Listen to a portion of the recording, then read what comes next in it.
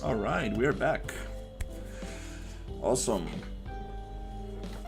Yesterday I got a bunch of multiplayer stuff fixed, and today I want to work a little bit on the environment.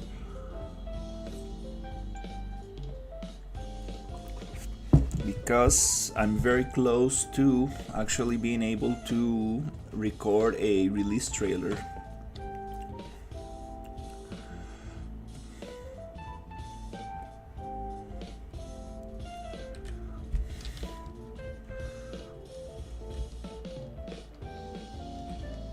So I'm gonna be adding a little bit of more detail to the environment.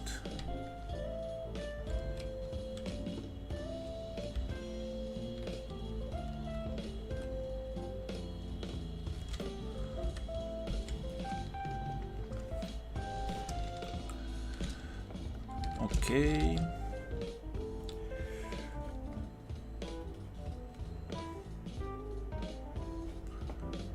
Just want to make sure that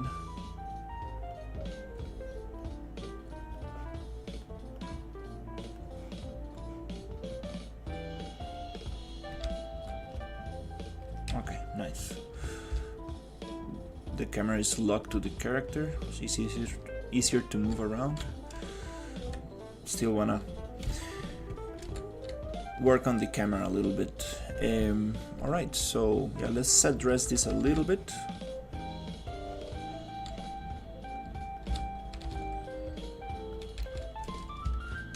Make it look a little nicer. Okay, so I'm gonna start with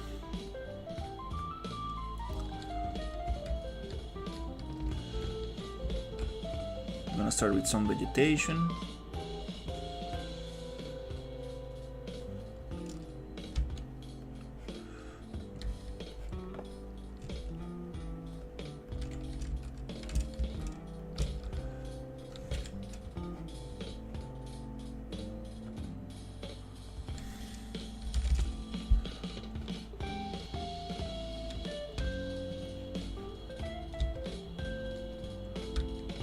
Something like this.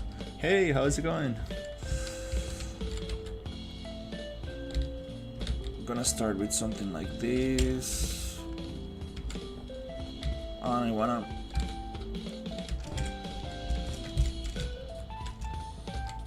make it look pretty cool.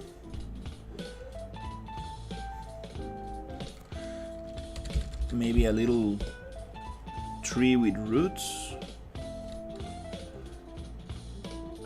Something maybe like this one, growing on the rock.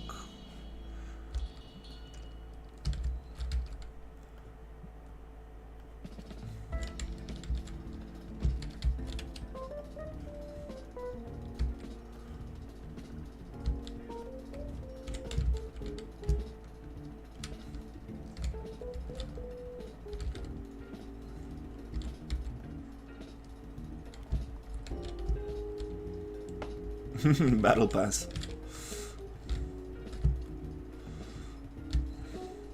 No, this game is gonna be old school. It's just gonna be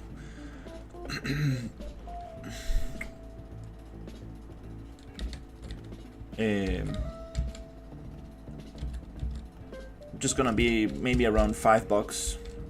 That's what I'm thinking of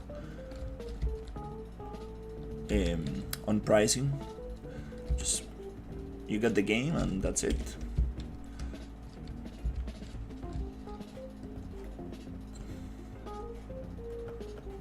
No need to do battle passes and stuff like that.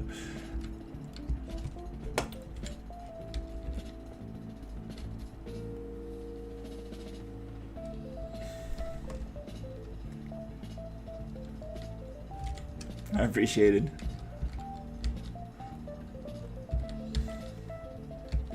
I do want to have I do want to add the possibility to customize the character, like changing hats and stuff like that. Maybe even the boat. That could be very cool.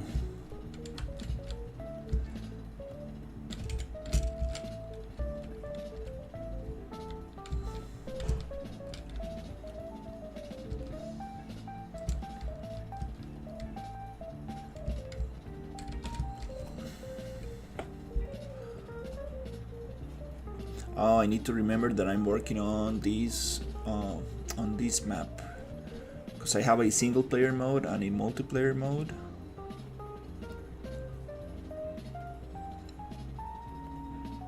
So basically gonna copy the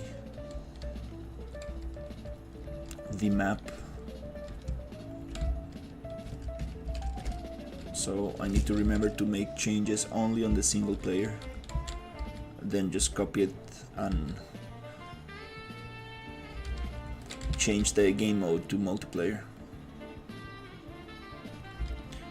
So it's going to be a co-op game for 2 people to paddle.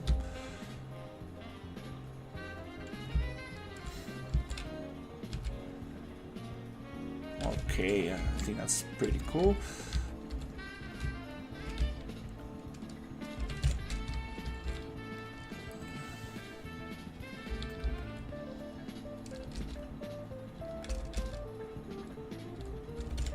Is that foliage? Probably.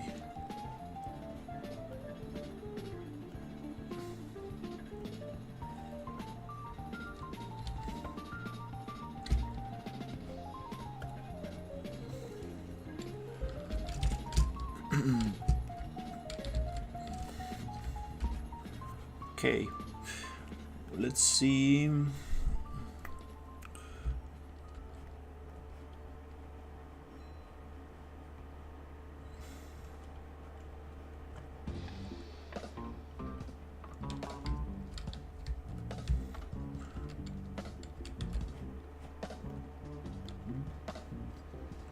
Don't want to make it too dense.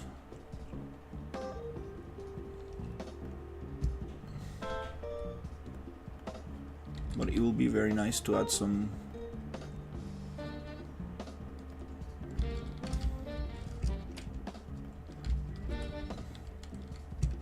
grass here and there.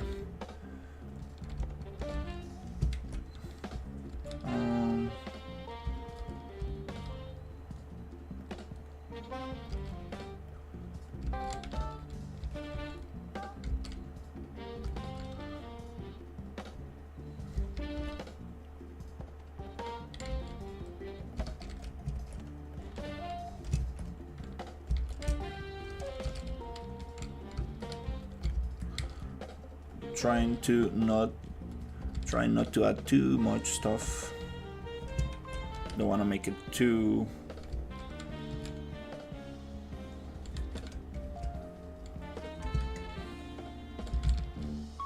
overgrown.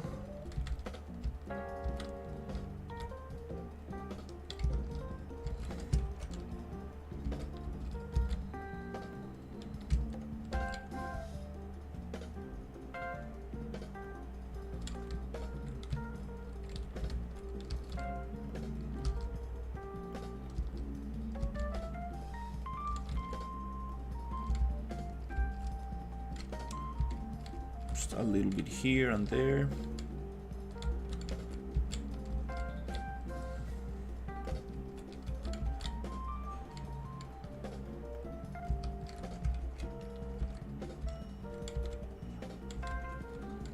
Okay.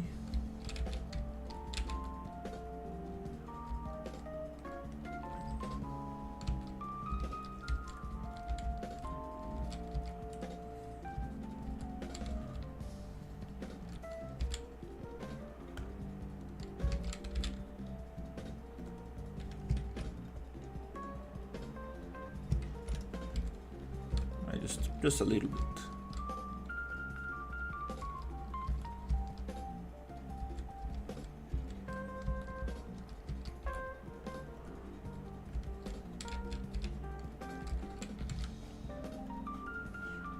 Need to select this one, push it down a little.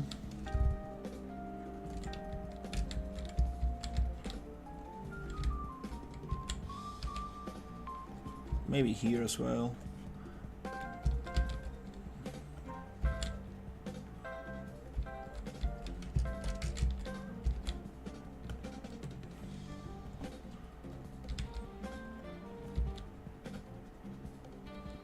Need to make sure that it's actually touching the ground.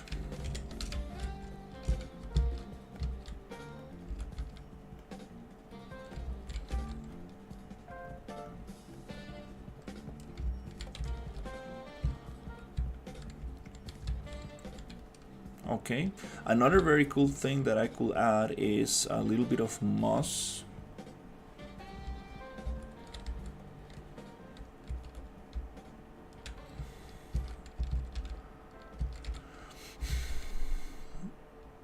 In areas like this.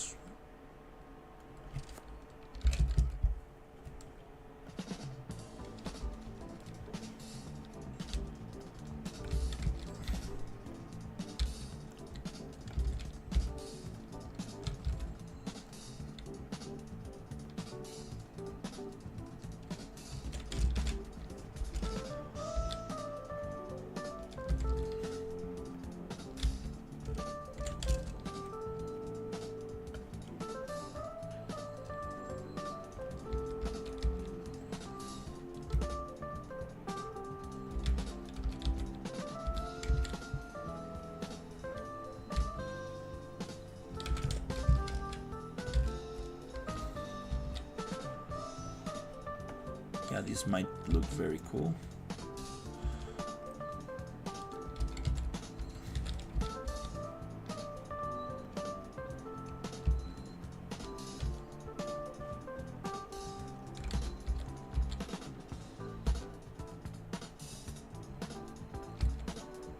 Need to make sure that this has no collision. Perfect.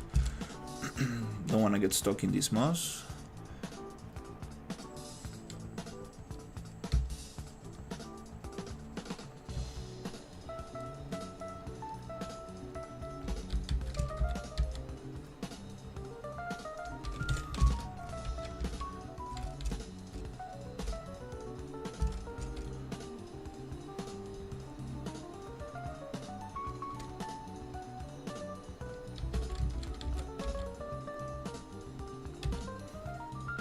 Yeah, that'll be very cool.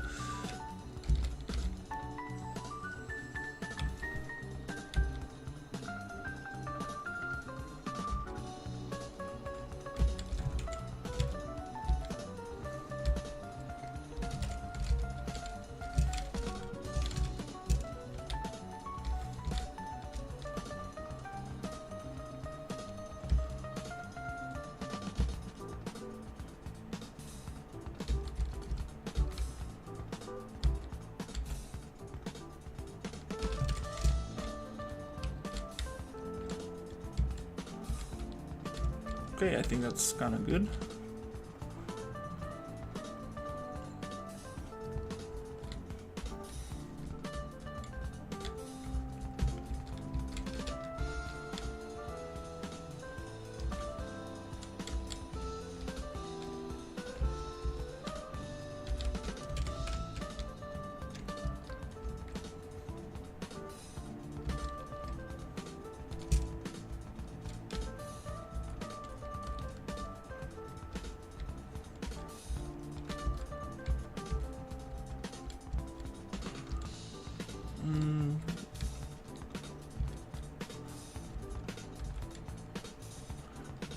Here we could probably use another type, something more like this.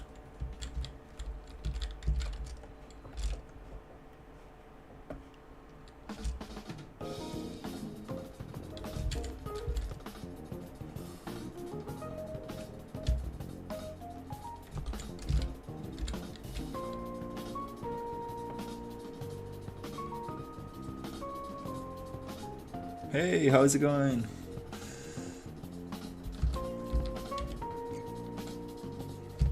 Just adding a little bit more detail to the environment. I want to record a gameplay trailer, so I wanna make it look a little bit more detailed.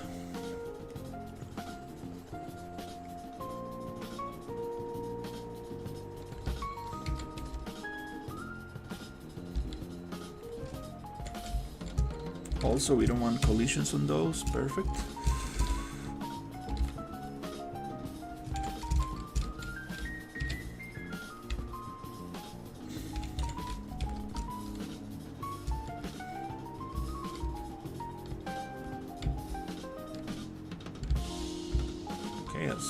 nice.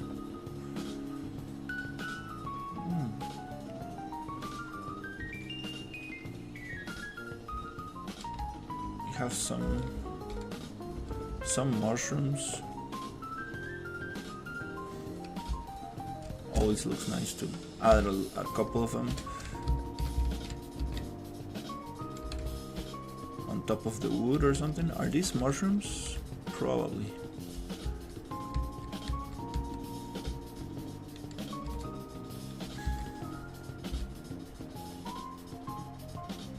Oh, I know which ones will look very good here.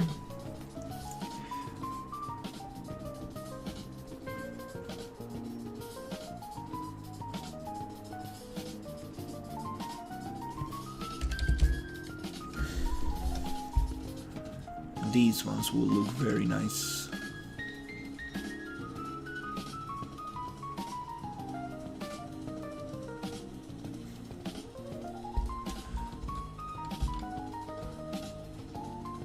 What color?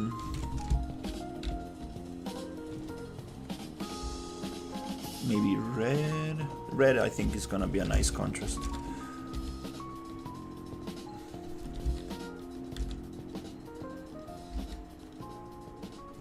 I think they go like that. That looks very cool. I really like these ones.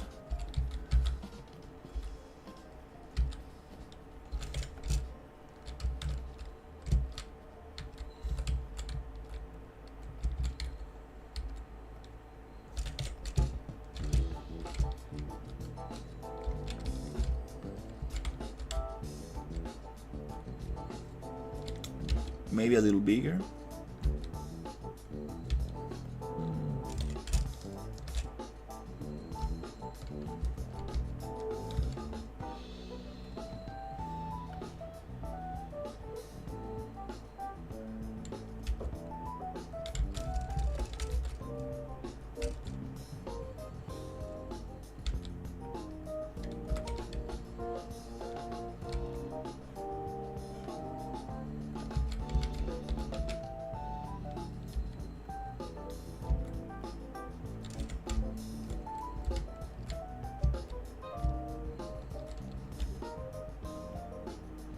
Tiny smaller, a little bit smaller.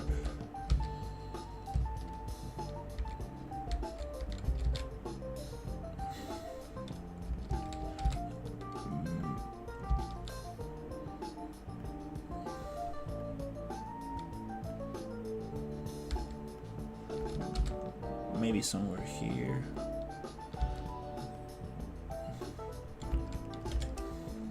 Trying to figure out which is the front of this.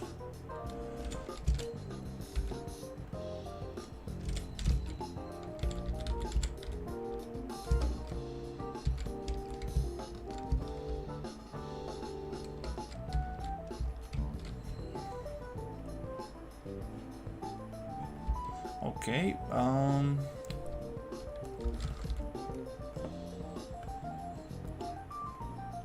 then I have these other ones.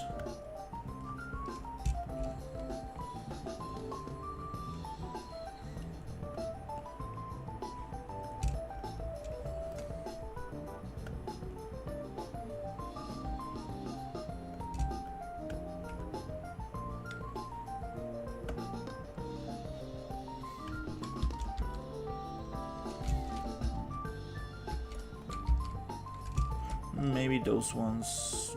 No, let's just use the red ones.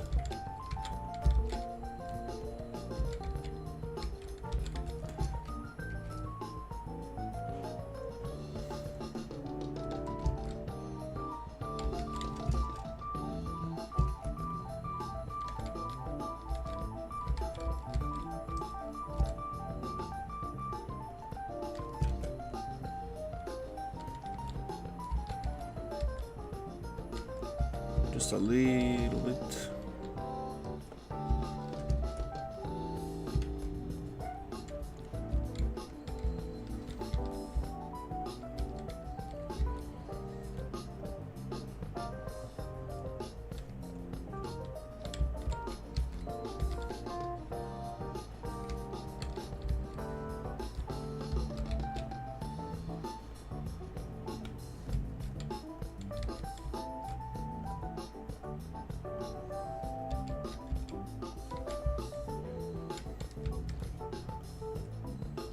Okay, that's nice.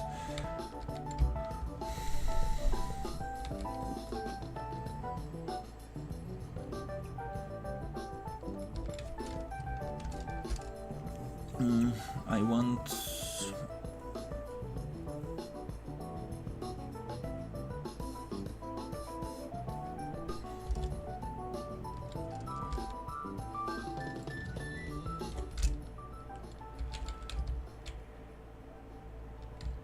some more trees on the sides, something like this.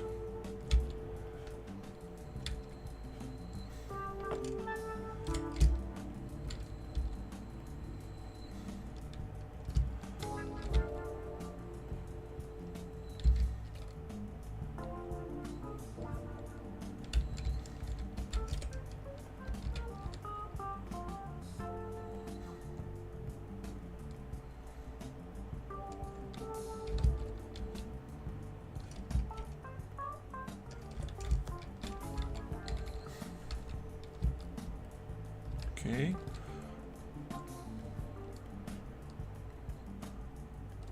And also, I think maybe a little bit of paint. We can paint a little bit the landscape.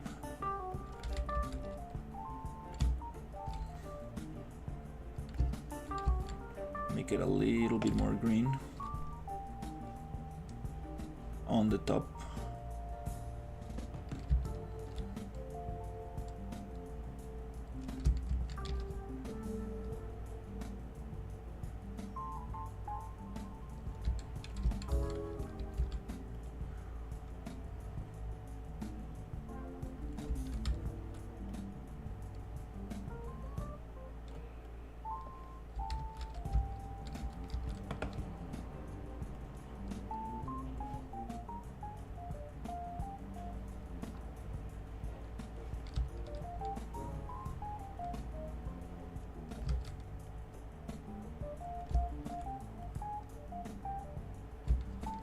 Oh no, actually, oops. Yeah, let's say this grows on the top, then we have some soil.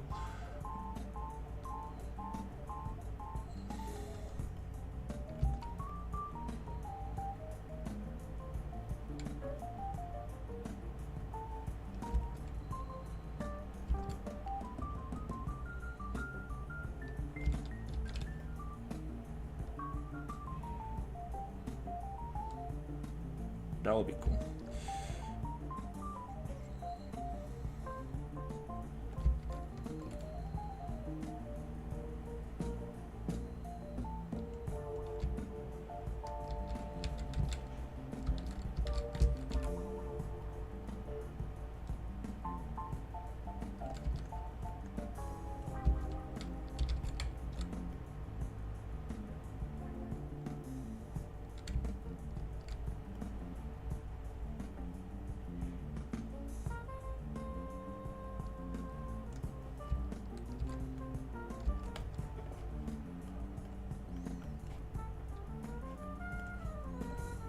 Okay.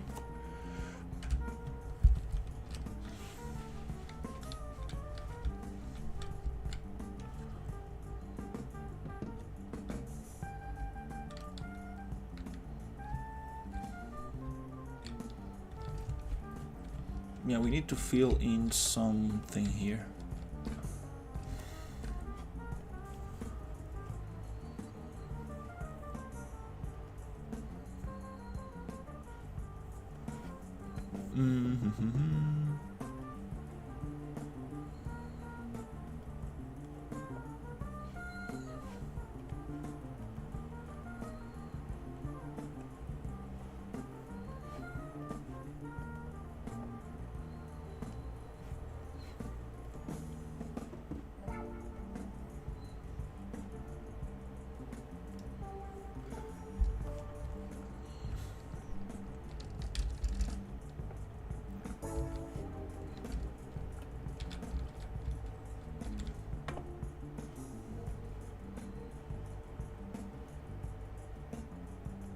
Okay, I guess I might use these ones.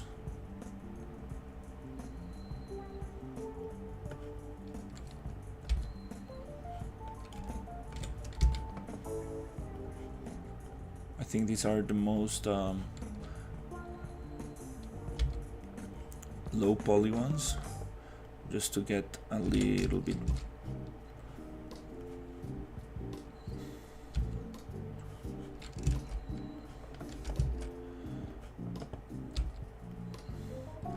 Also, I'm trying to make it so we can actually look at them from this side.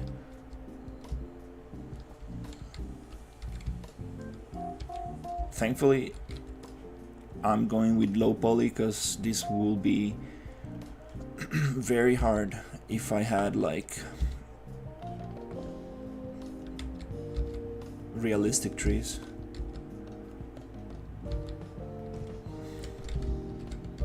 Okay, that feels a little better.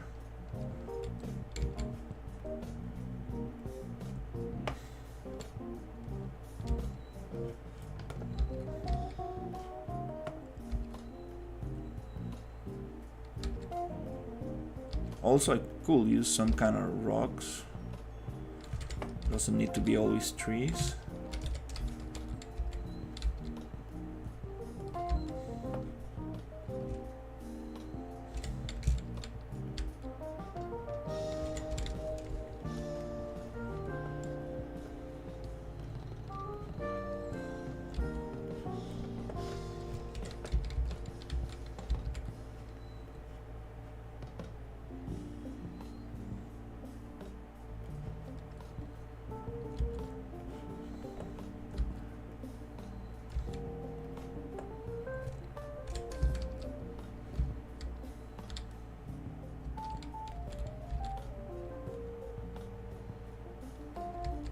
Okay, that starts feeling a little bit more.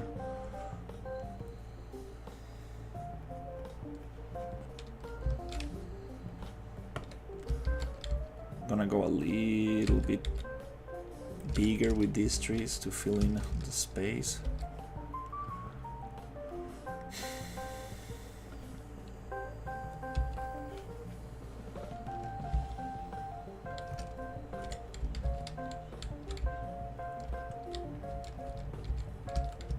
That feels nice. We can even go outside of the landscape just to give the illusion that there's more stuff going on in there.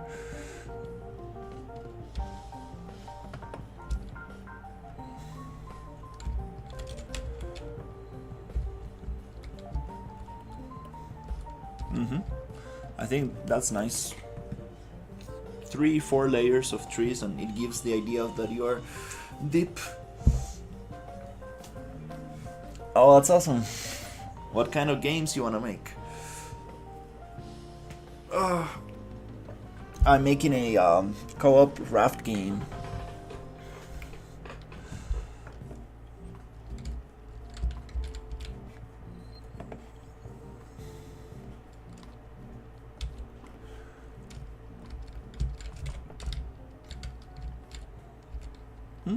I like this,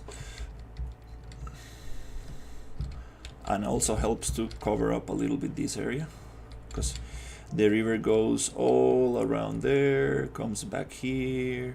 So I'll be using this. This is a very smart way to kind of like reuse the assets, since it's a linear game.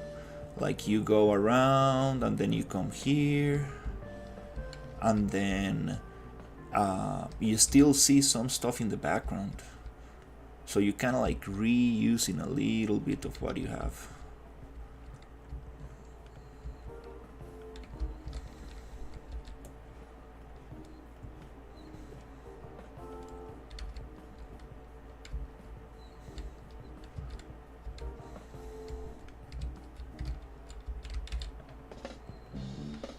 Okay, the same here.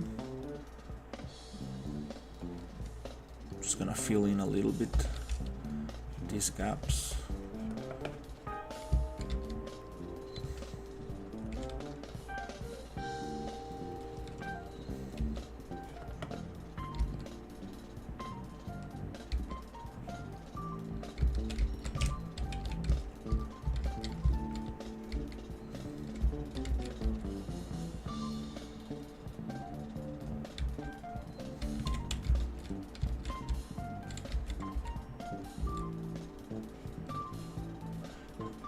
The tricky part here is that this is what the player is going to see, so always I need to go back and play a little bit to see what is actually going to be in the camera, because you don't want to be working on areas that are not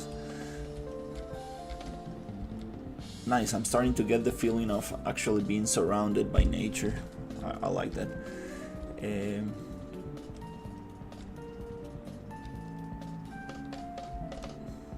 I'm just trying to add the right quantity of trees. Don't want to go too much, because then it becomes too dense and you cannot really actually appreciate the different models. Kind of like becomes one big chunk.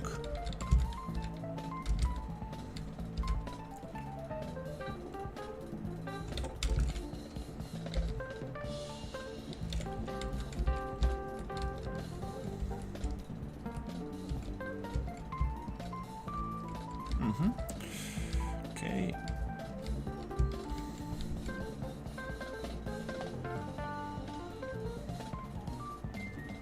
Okay, I think this is good for here. Don't want to add too much.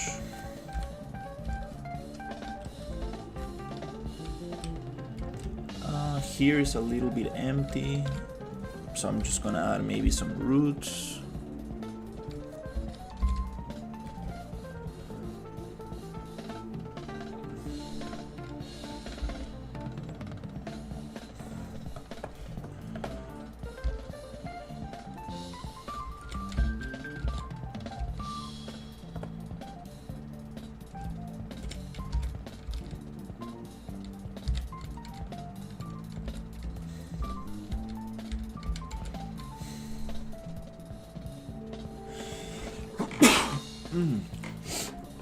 Oh, excuse me.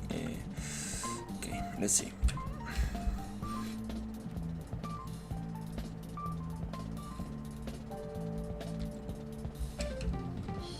Oh yeah, really like that. Here, I think we could also add a little bit of something like this.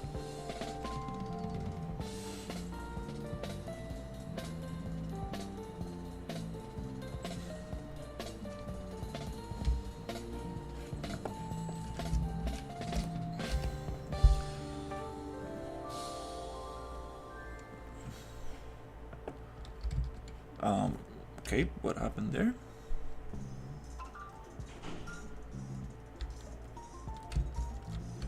Oh, that's a flat background tree, okay.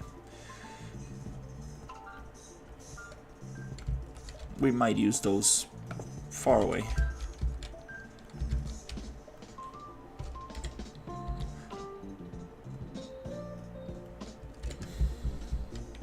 That's I like the roots, but not the, don't wanna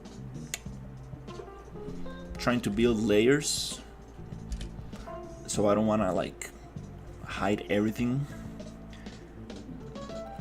Sometimes it's nice to play with that like occlusion, like, but in this case oh nice, we have one without leaves. I knew I was going to use this one. That allows me to see behind it. Nice.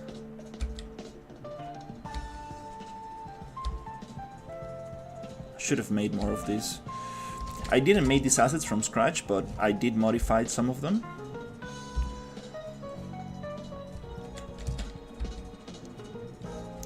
This is a big no-no, having two assets right next to each other that are the same, like these houses actually. That's not a good idea. You can tell repetition very easily. Maybe we can actually swap this for this.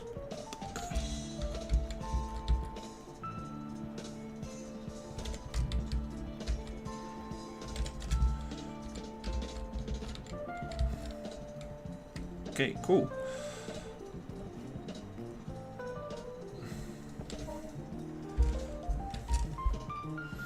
Nice, nice, nice. We are also getting a little bit of those light shafts going on. That's very nice. I can't wait to see how this looks with Lumen. Trying to work on with screen space global illumination just to make it look as good as possible, because I do want to have the option to turn Lumen off, so it runs way better for people who don't have a strong PC. I mean, even on my computer that I have a 3080, it gets very hot, very hot when you turn Lumen on. It looks absolutely beautiful, but does take a hit, big hit on performance.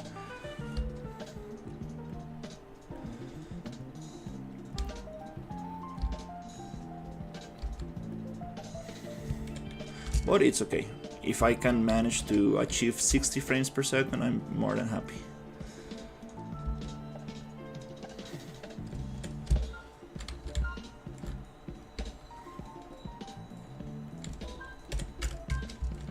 Because I do want to have VSync on, so we don't get screen tearing.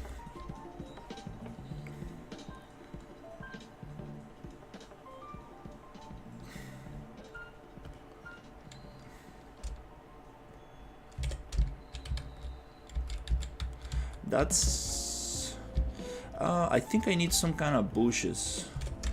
I think everything's so tall.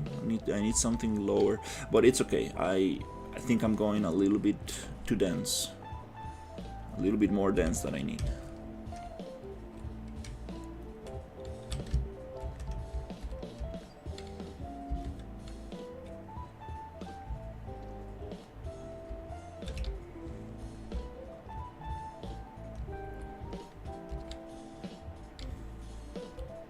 Not quite happy with that floating wood. I kind of need to work on some kind of better indication that that's the wood for repair.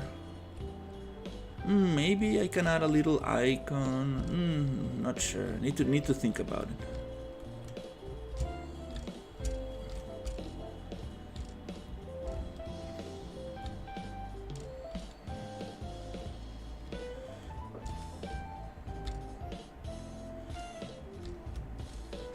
I want to work on the camera. Need to figure out how to make the camera actually don't get stuck in the meshes. I know people sometimes build a like custom meshes that only collide with the camera, invisible meshes that will just help the camera go under stuff.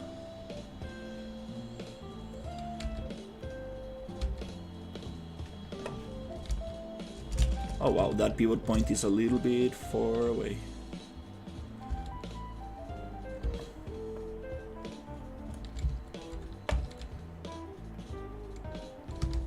Just a little tiny detail like this adds a lot.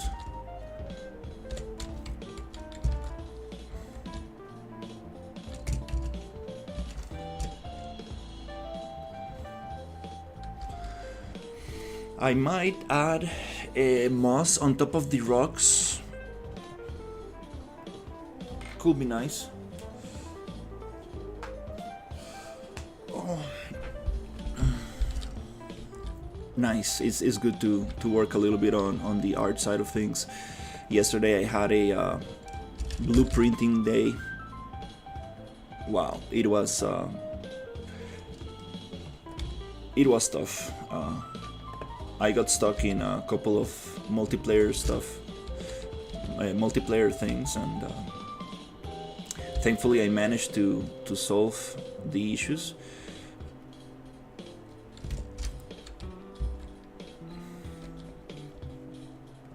But yeah, I spent way too much time trying to figure out how to make the Steam name appear on both characters and stuff, both players.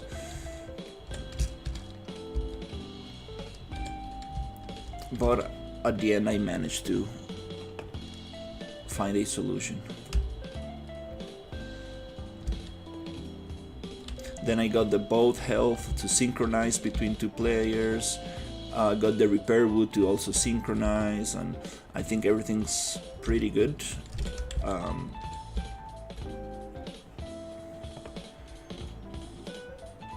Absolutely, there's gonna be bugs to fix, but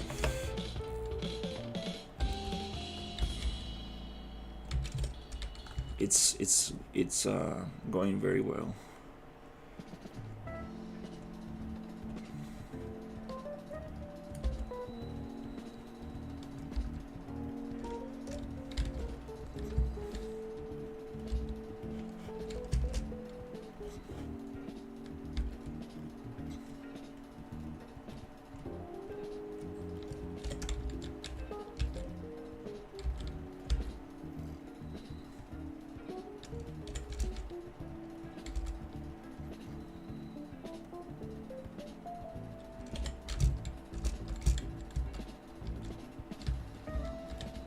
Yeah, the light is coming through here, so don't wanna cast too many shadows. We might need to use something smaller.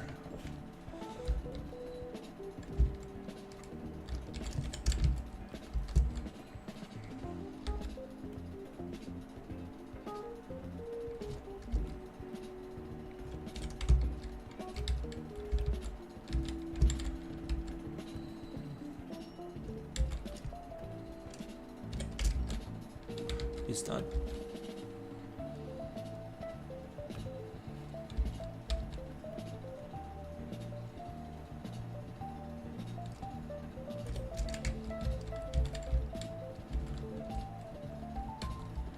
okay?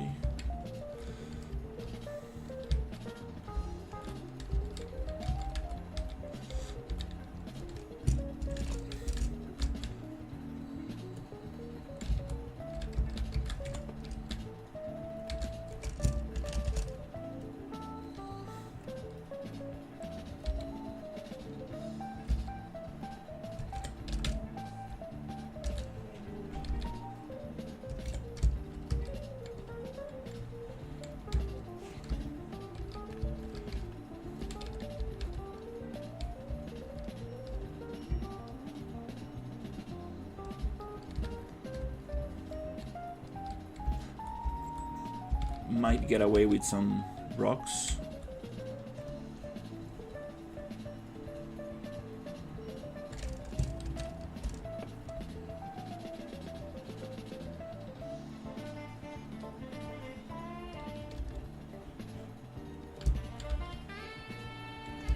Oh, I need to be careful with those shadows.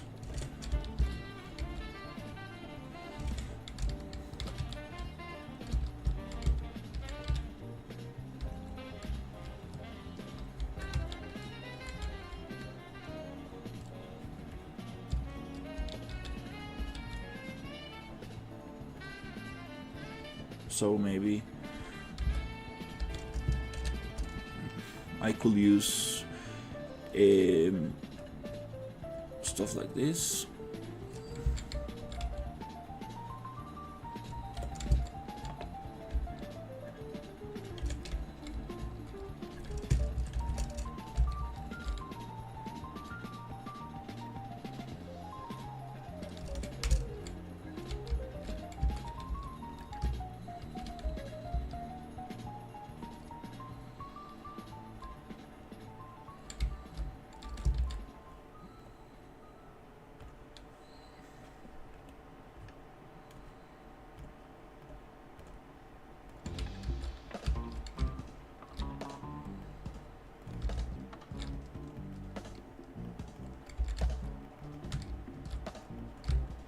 Let's add a little bit of moss on the shore.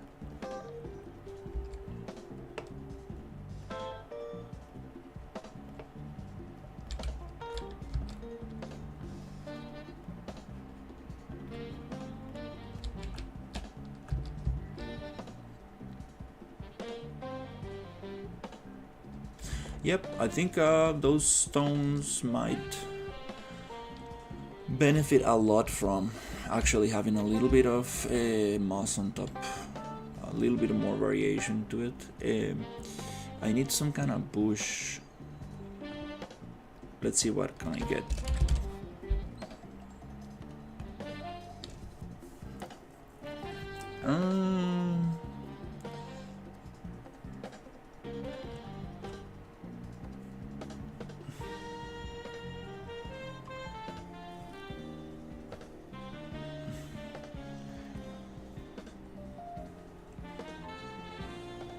Okay, those are not that bad.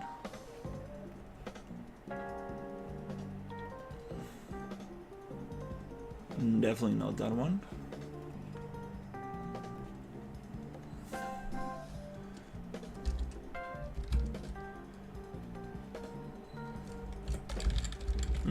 I think that might go well. I do want to snap this to surface. Yep. I love that in Unreal 5.7. The snapping to surface, such a good feature.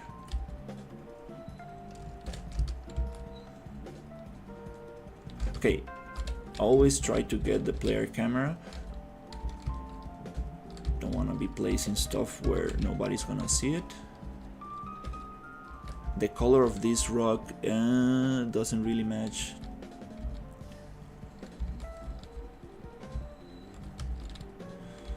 And it's too shiny, I think, yeah.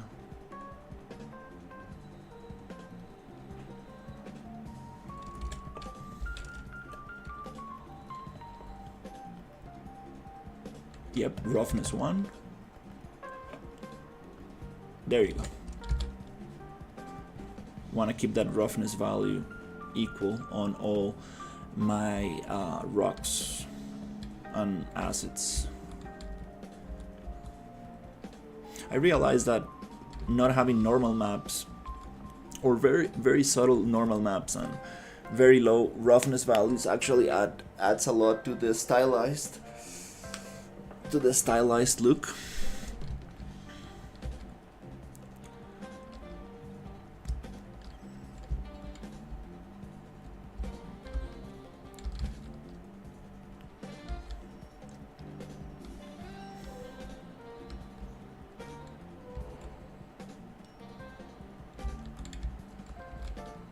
Wow, it does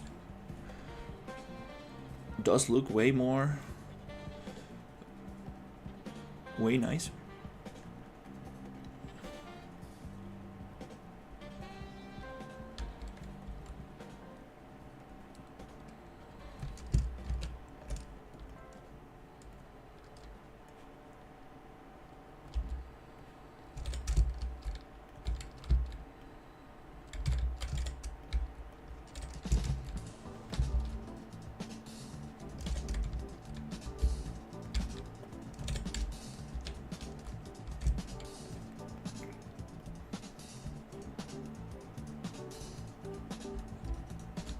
I do need to add a little bit more variation to these houses. We cannot just have them like that.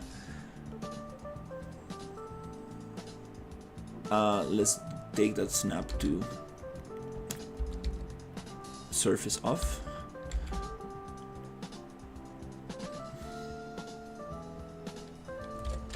Something like that.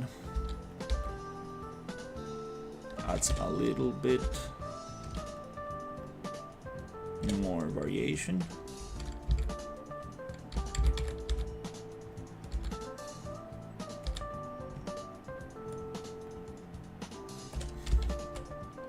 Okay, and here, we also have a door. I totally forgot. So let's close some of these houses with a door. Is it gonna snap to the same pivot point? It does. Beautiful. So let's close that one.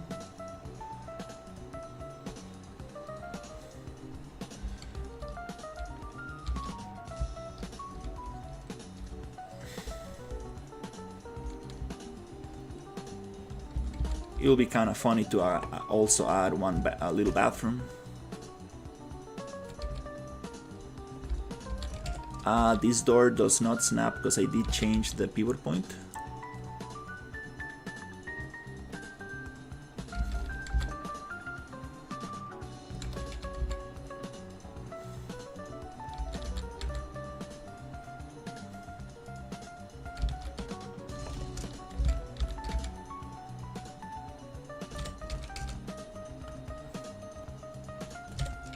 somewhere like that.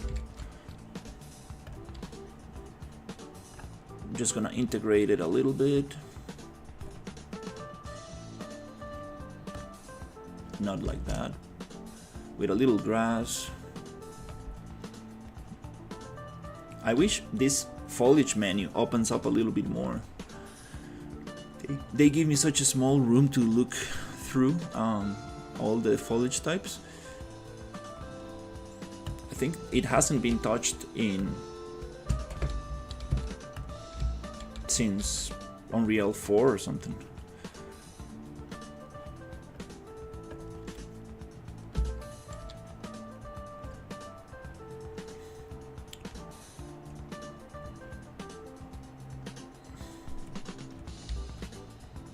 I love the fact that the resolution of my landscape it's so small.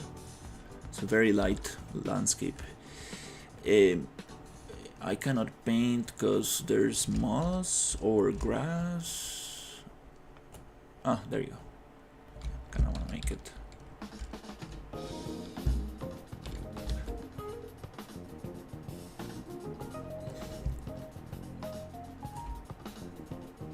Maybe strength. Maybe a bigger brush. Wow, I've never used such a small brush in a landscape. That's very light. Very low res.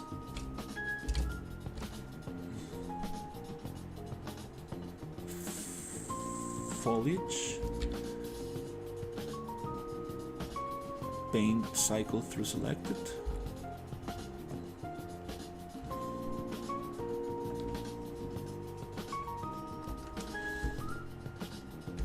Are these gonna be huge? Yeah, don't.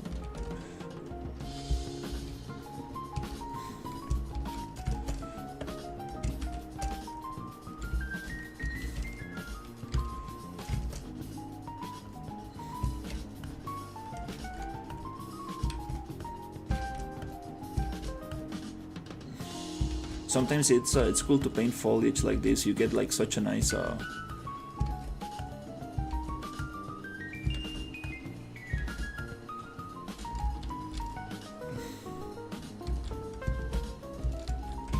such a nice placement, random placement.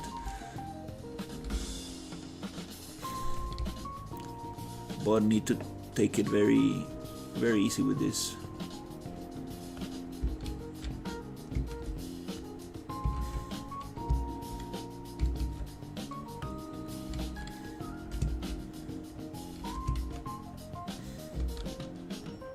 When you're painting on a slope, most likely these big chunks of grass, unfortunately they're not going to touch the ground because the pivot point is in the center, and you don't really want to like do them like that because it doesn't feel right. Like nature grows vertically most of the time, so probably the best solution is to use smaller chunks so you can get that slope. Working on a slope is always a little bit more work, but verticality it's absolutely necessary to make something look interesting.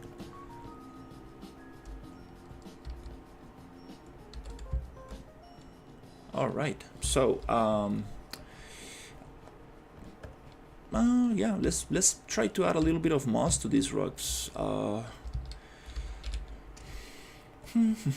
don't actually remember how to do that, but I should probably have.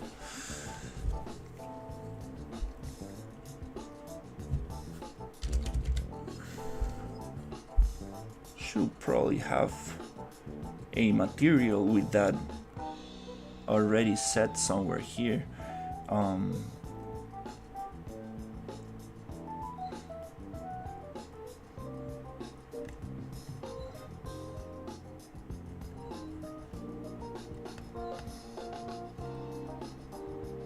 It's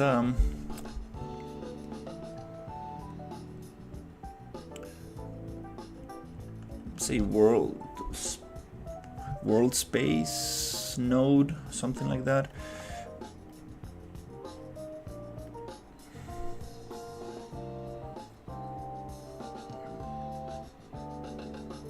Up is this one? I think this one might have it. World coordinate 3-way. Oh, I think that's triplanar. Blend power. AB. This might be the thing. I don't really need to make them triplanar. Hey Nico, how's it going? Good morning. Doing a live, an art live stream today, trying to add a little bit more detail to the environment. Yesterday I had a very intense session of replication and multiplayer, and I got a bunch of stuff done. I'm very, very happy. Spent like, I'm a little embarrassed to say, but I spent around maybe 7 hours trying to figure out how to show the Steam name on both players.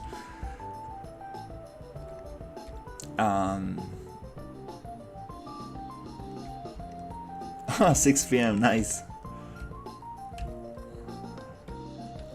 Here is 12 p.m. midday. So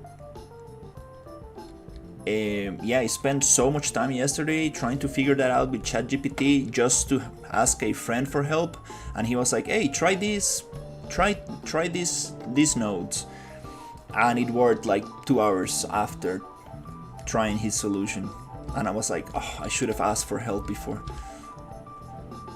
So sometimes ChatGPT doesn't give you the best solution. It kept changing the methods, and I did learn a little bit about game modes, player state, player controller, but it was very messy, and I solved it with a couple of notes that my friend sent me, and I was like, oh wow, probably not the best way to do it, but it works for now. So I'm pretty happy. Let's see if we can actually create a mossy material. So let's see, we have these nodes, and I want to implement them in this thing here. So I'm just gonna copy this one, and I'm gonna call it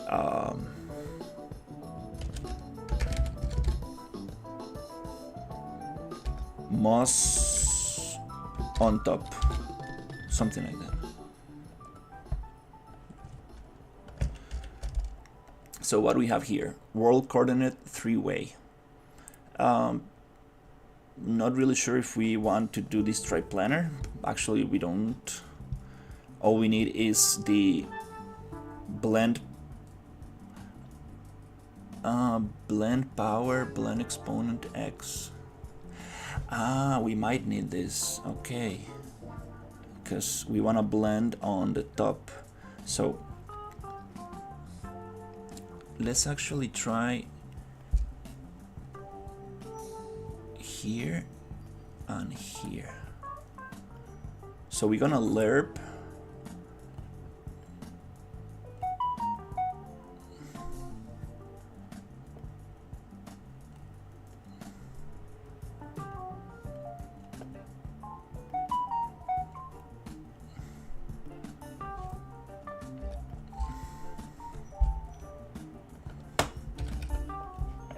and try to get a moss color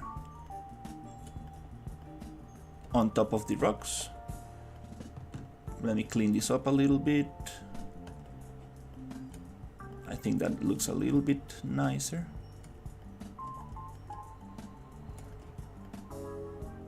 Okay, cool.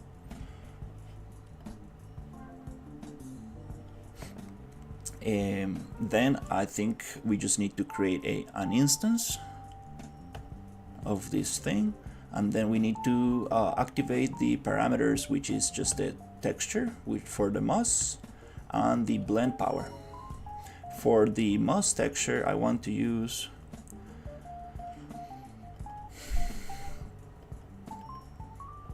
this one right here, okay? And then we're gonna apply this thing to this rock and see if it works. Oh, beautiful.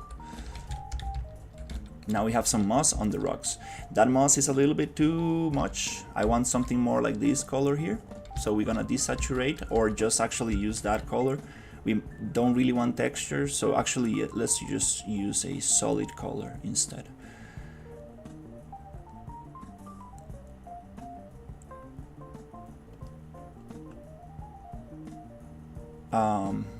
Triplanar top texture. Let's not use a texture, let's just use a color.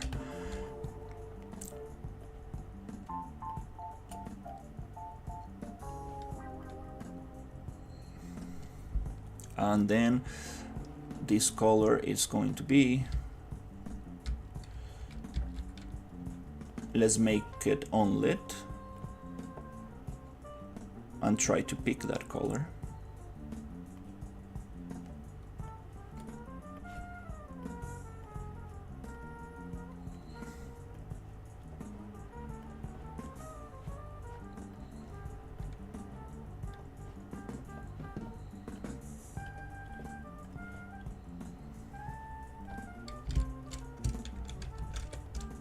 Okay, that's way better.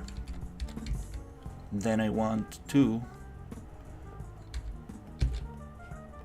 play a little bit with the values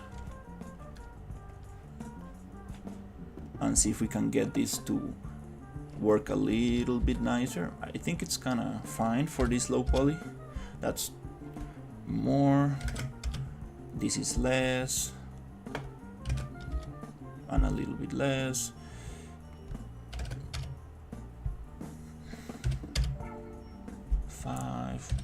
One is too much. 10, 5. I think 5 was good for this.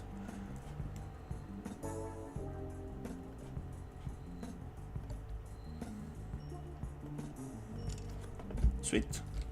So let's see how it looks.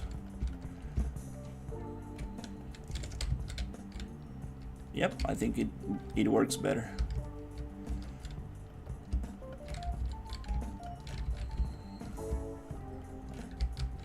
I have different types of rocks, so I might need to apply this to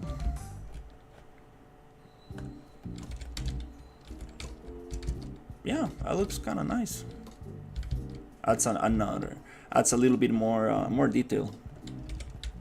Oh, I really like that one. Yep. Maybe I could use virtual texture,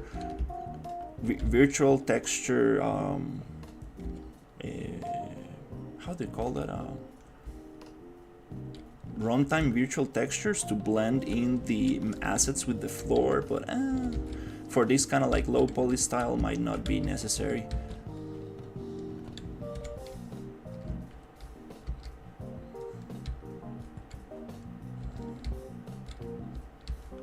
Yep, that was necessary. The moss on the rocks absolutely adds a lot more integration. Oh, it looks kind of cool.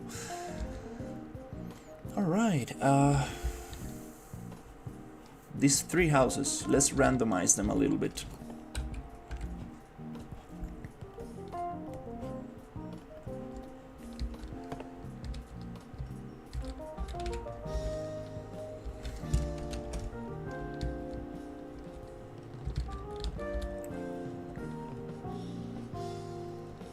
We could add this,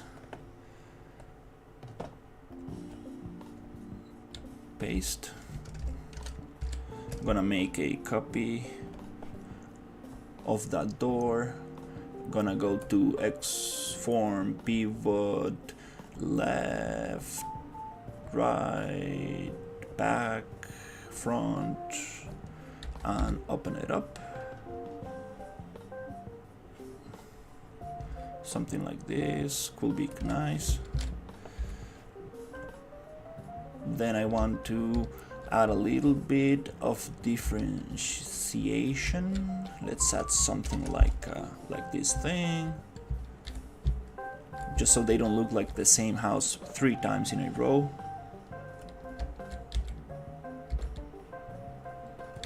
Maybe we can go like this.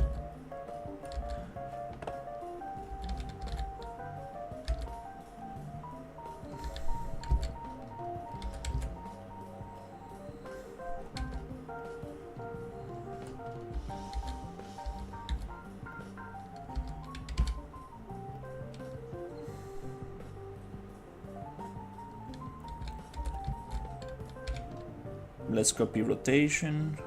Let's paste rotation.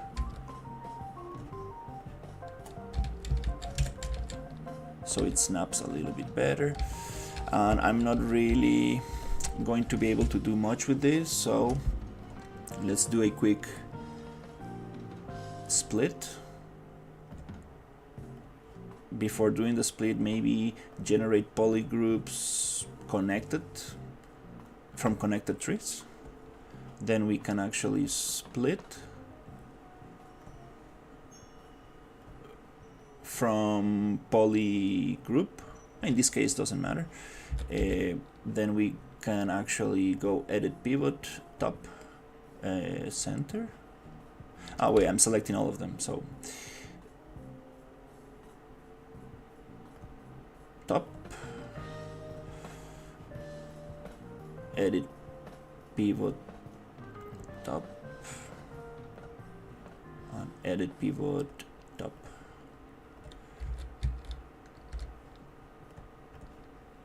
And this should allow me to move them a little bit closer to what I need.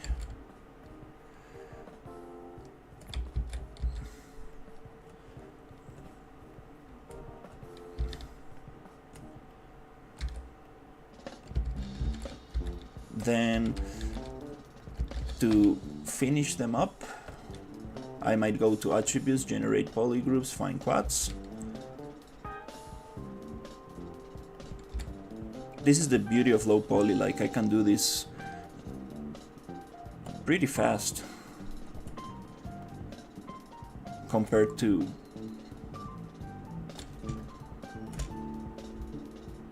working with a high poly. There's no texture, so I don't care about stretching.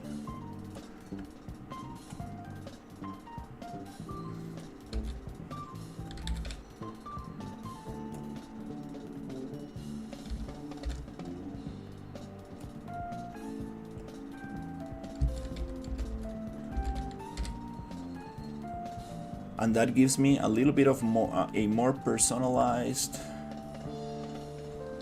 asset that makes the game a little bit more unique.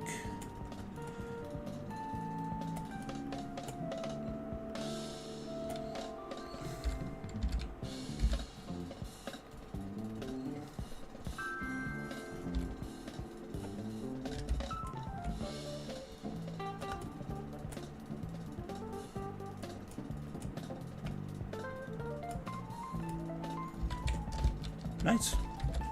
I love the modeling tools in Unreal.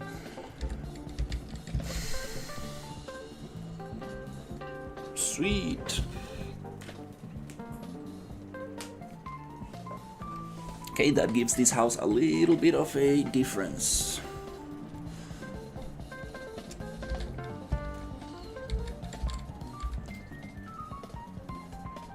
Then, what about this house?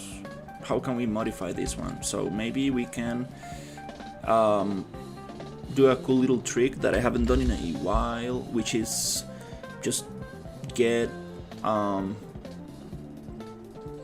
piece of wood, something like this.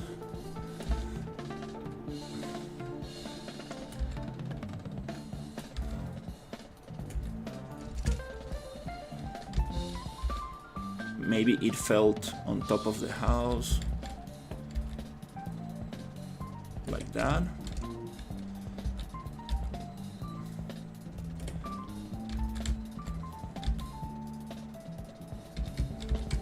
So we're gonna copy, hide, select 1, 2, model boolean, and we're gonna cut out that hole. No, actually nobody's gonna see that.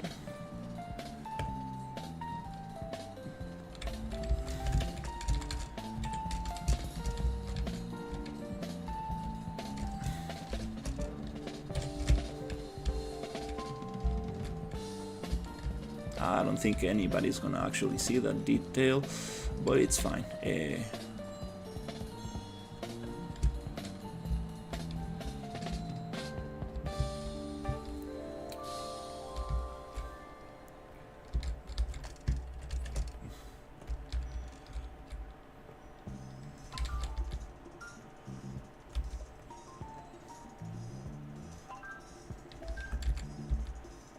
This one might have the door closed.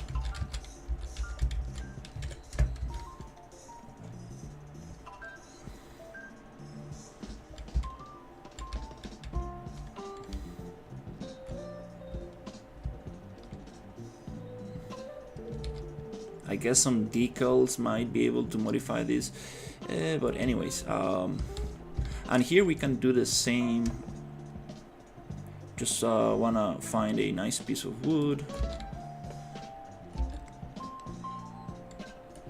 and we do 1, 2, model boolean, and we cut out a little bit of that. Oh, this is a hollow model. That might not work.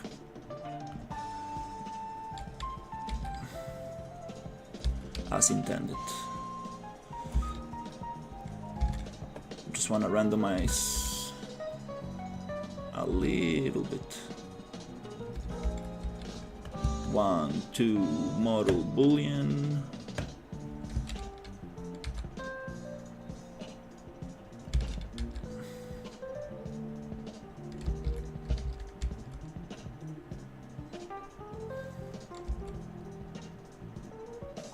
Oh, that's a little bit more interesting. Kinda.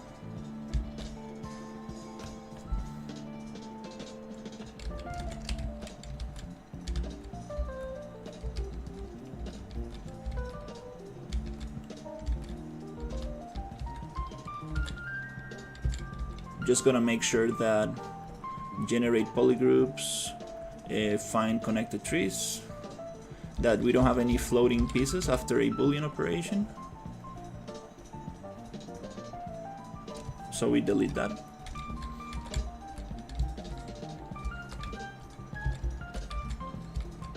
And I think everything else kind of works.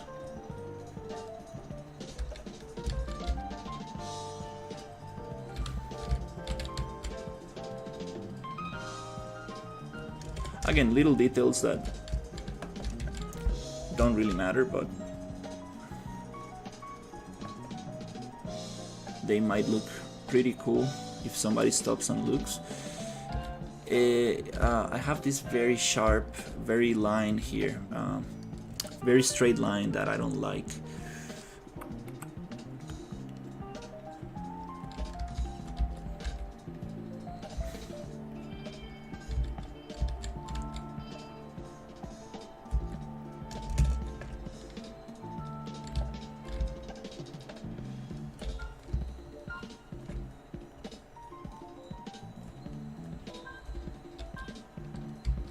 That's a little bit more interesting.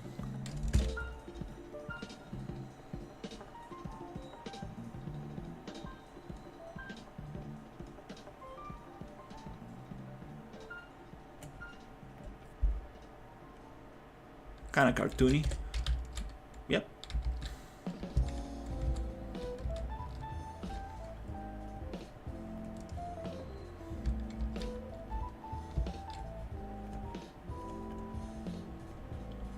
Just gonna add a little bit of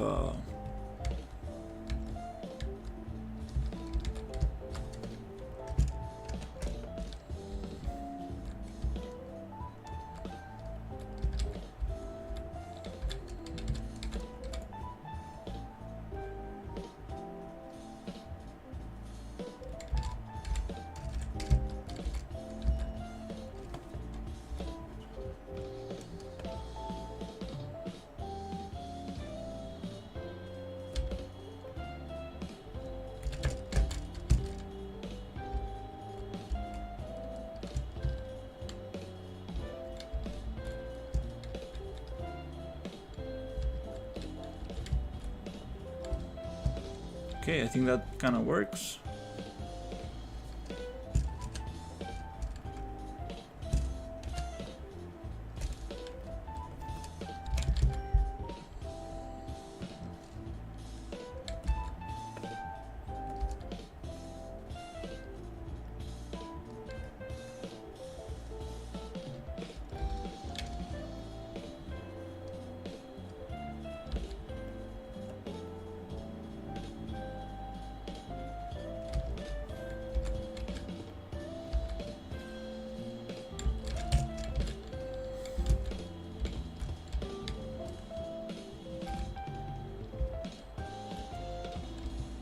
Usually Spanish moss grows on not so close to the wall, kind of likes the wind. And that's good enough, let's continue. Don't wanna get caught in a little corner. I don't really like these two mushrooms, one next to the other. It looks repetitive.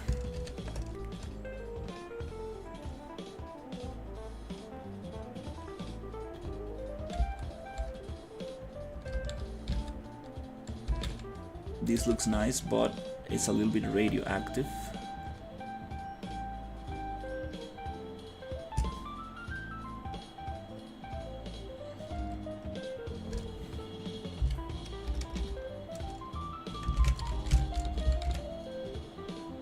I forgot how to call these mushrooms.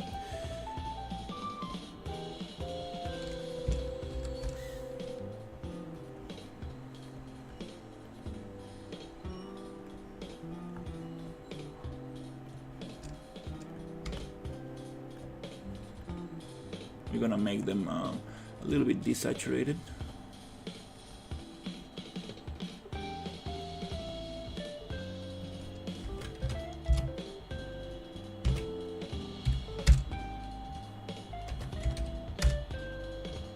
Better?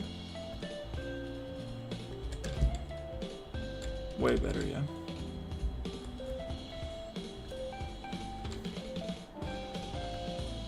Trying to keep that roughness equal. And also I think we might be able to desaturate this a little bit. It's too much.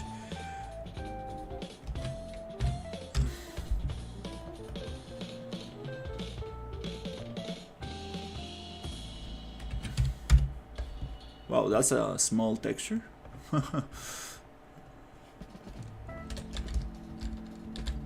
That's a little nicer.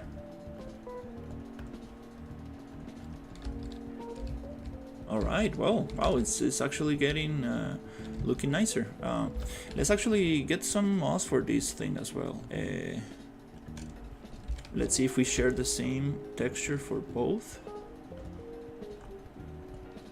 No, we don't. So what we need to do is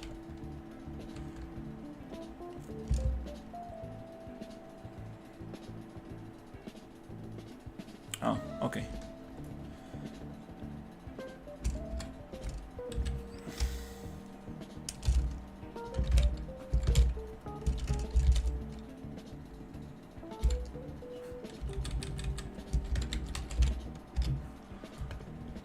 Do a copy of this.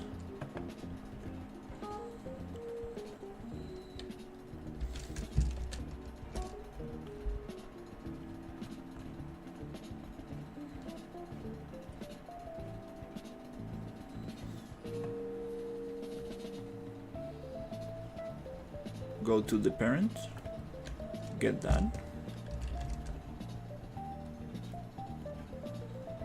For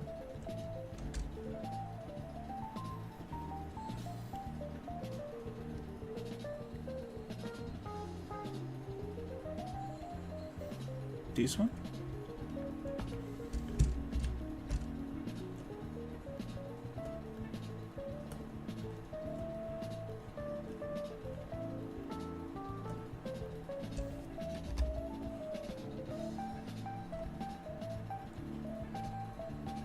Then we're going to create a material instance.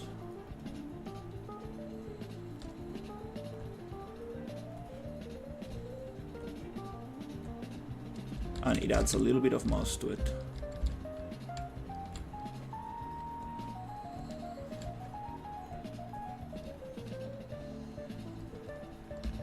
Awesome. And we could probably apply that here as well.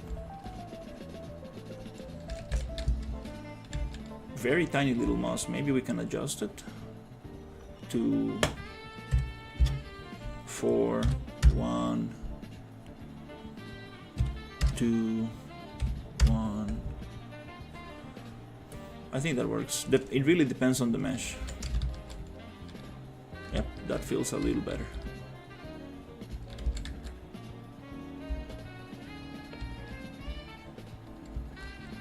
Sweet. So, okay, nice. We are moving forward. Can I do it here as well? Yep, perfect. I love when they share the same texture. Beautiful.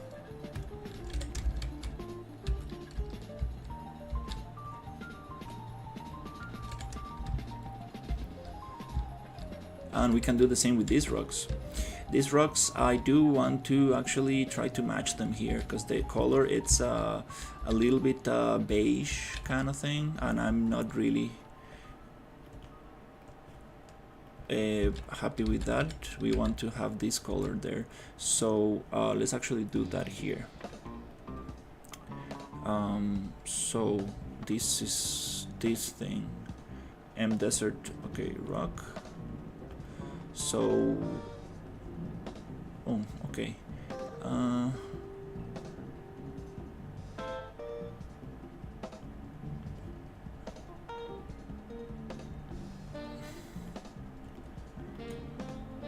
I'm not sure why it has tiling. Usually, Cinti Polygon, they are mapped specifically to a texture. But it's okay. We're gonna turn this into this.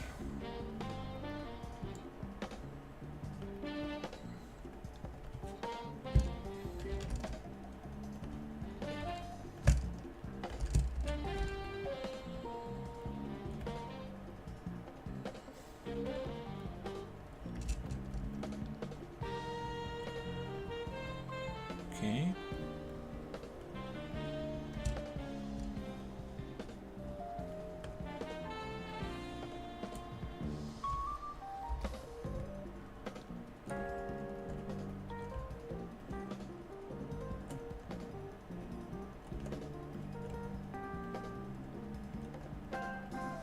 I'm not sure if we need normal map in here.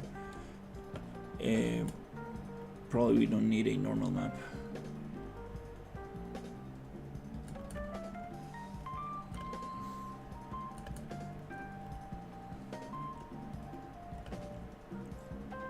Coordinate index by tiling. What?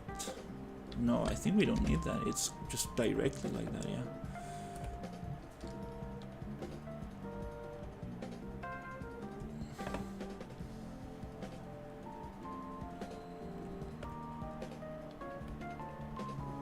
Okay.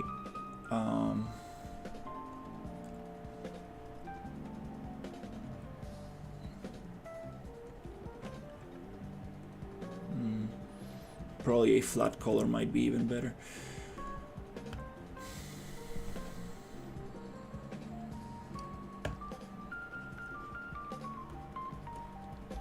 Oh, nice. Okay.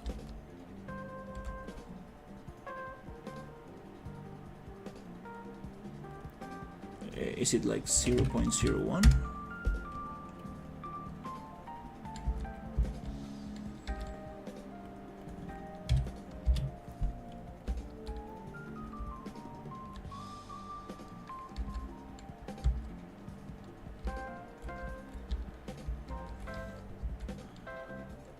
I don't think they're mapped to that.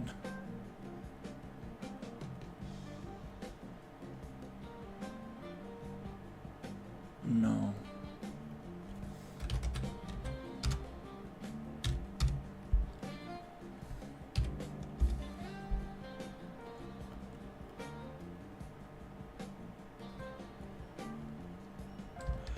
No, we're gonna actually just use a flat color and try to get it from here.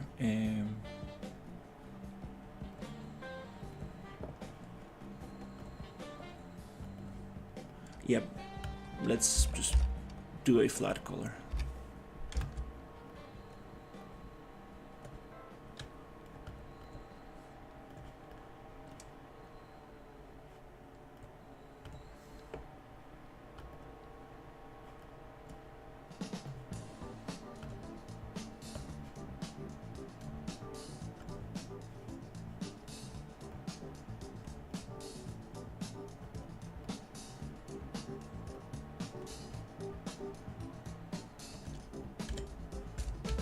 Yep. I think that's the same color.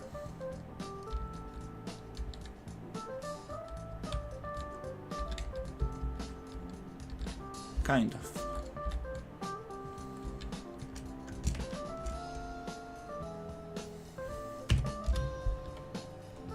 Maybe it's the specular that is changed.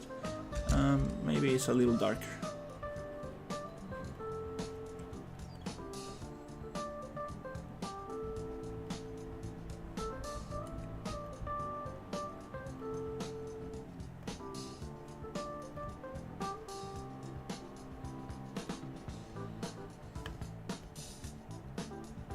I wish I could see this in real time.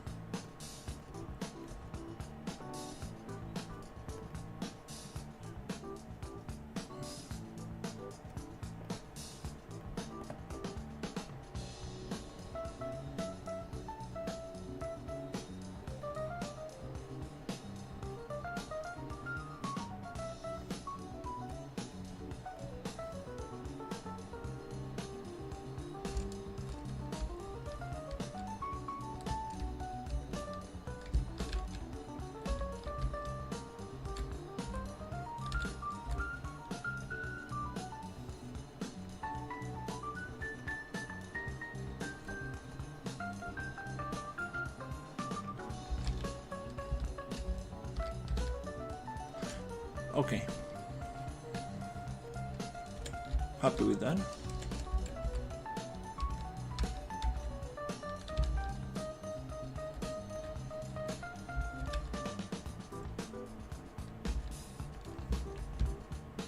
I'm wondering if I set the material to the rocks in here, is it going to change all of them?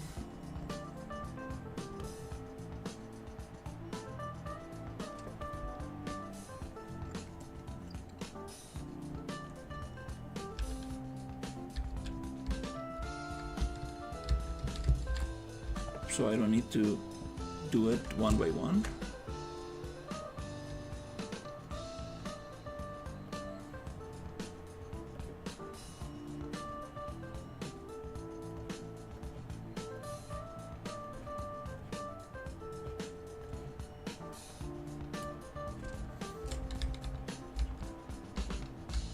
Oh, it does, perfect.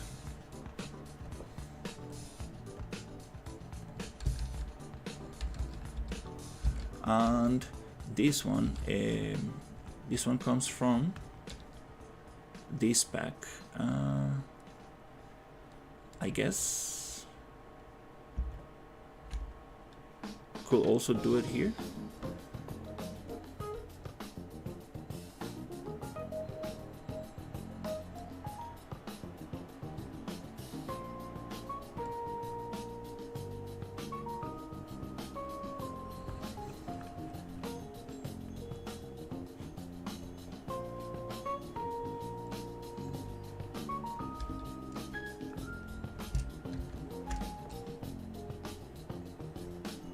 That looks awesome.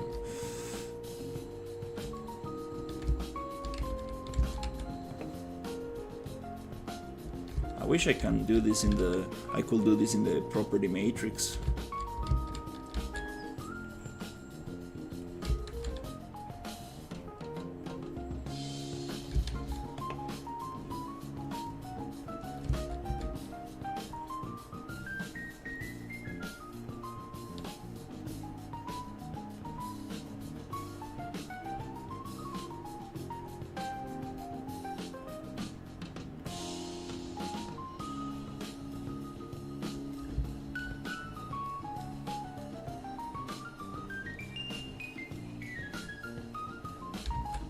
Kind of like this method of adding moss.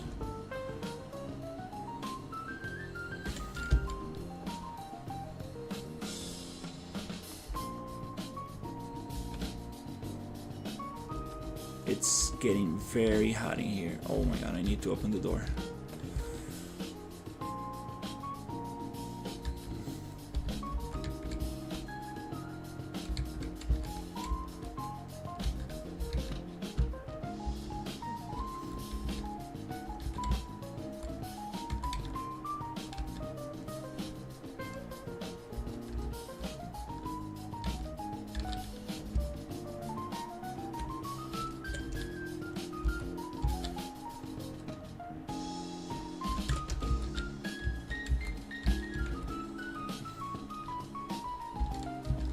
On this one?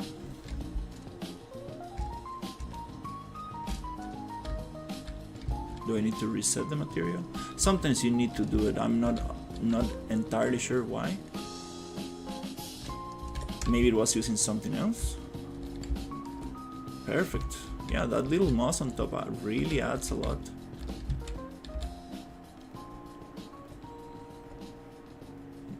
Might as well just do it for all the materials I have, so I don't need to do it after the fact.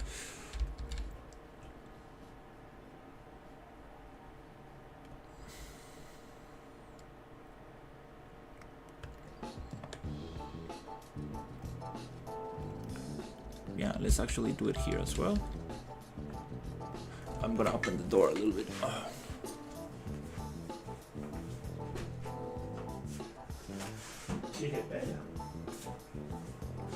Wow, it's so hot in here.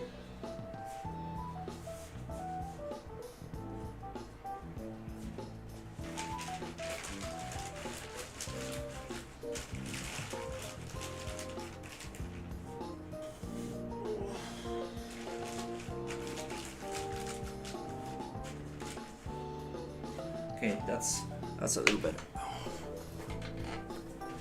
Perfect. So what do we have here?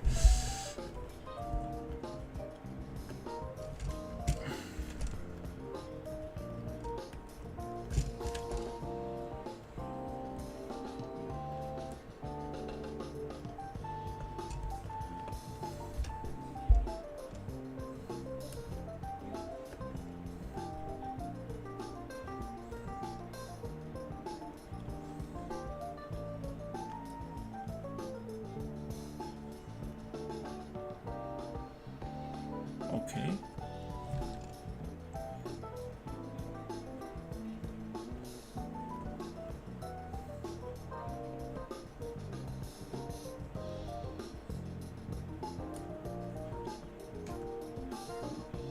Let's see if this works. Oh, it does work. Beautiful. Now we have moss on top of these props. Oh, I love these roots. I need to work on them because, yeah, I need some modeling. Hola, Jess. What kind of material is that? It's a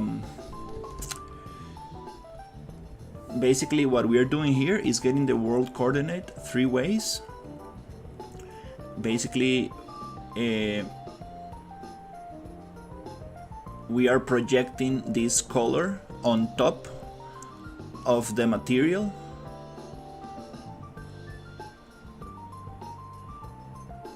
Blend exponent X. So we are blending the X axis with this green color, and this gives us an alpha that we put into a lerp node. So we combined the color texture with a moss texture. This is a one way to do it. There are other ways, but this one kind of like works well for low poly props. Not sure about this white and black texture. I guess we are just blocking these channels with something. But yeah, I've done this in different ways. So let's see how it goes. This area is kind of cool. It's a little bit different, but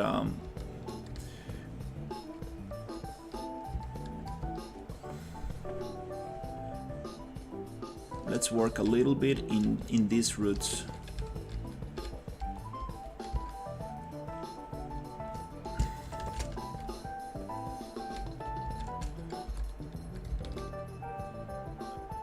I need to make them deeper. Okay, I guess I'm gonna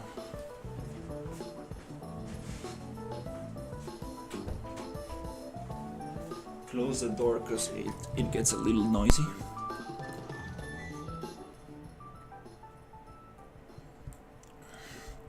So for these roots, instead of using an atlas, which is a material that uses a bunch of colors in a texture, I'm gonna actually just make another material, so I'm going to be free to just sculpt this, model this on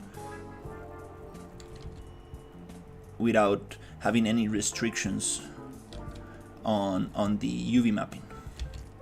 Just want to make them a little deeper so we can play a little bit more with them.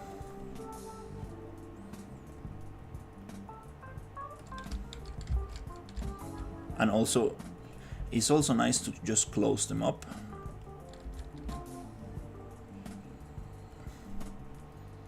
Insert loop.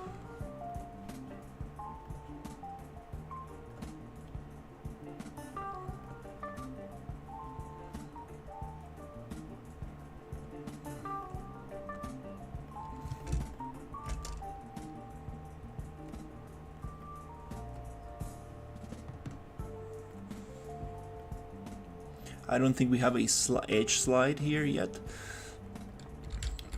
Okay, that's very nice. Okay, now I also want to do this here, because imagine the player getting, for some reason, underneath these roots and getting stuck in that hole. That's gonna be annoying. So definitely want to keep them water sealed, something like around there.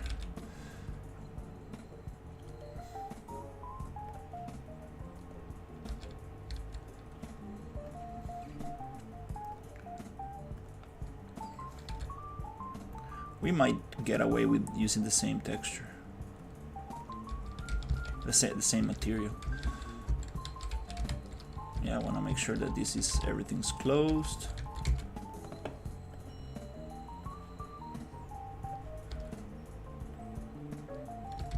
Here the topology, it's not very good. So we're gonna fix it by adding a little bit of insert edge. We want to close this loop right here. This is gonna mess up the UVs big time, but it's fine. Sometimes on Unreal it's kind of difficult to find that little point right there. Boop. Nice. Oh, it didn't. Okay, so now we can select the loop. Is maybe not. Maybe I didn't connect it properly. Or maybe this face here is not allowing it to be a proper loop.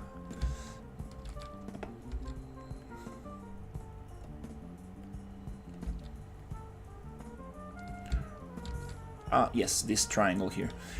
This is most likely gonna mess up the UVs, which is a whatever, because we can also just do a new material.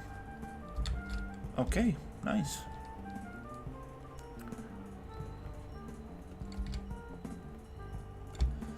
Now we can actually work a little bit nicer with this. Again, this triangle here is not really helping us. It's not doing anything, so we're probably just gonna get rid of it.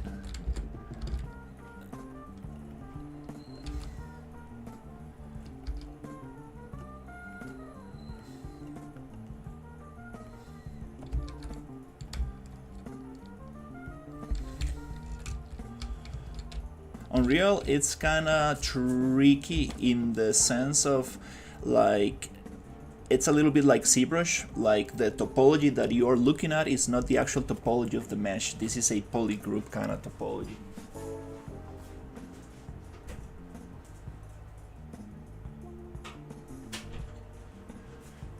Let's say it's like a visual representation of of a quad topology for me to model a little bit easier, but this is not the exact topology you're gonna get if you export this mesh to Blender or whatever. It's gonna be a triangulated topology, but this is just a kind of like a visualization mode for me to model a little bit easier. Kind of cool. It took me a while to understand what was happening there. For example, if I export this to Blender, it's the topology will change and it might be super messy. But here in Unreal, I have a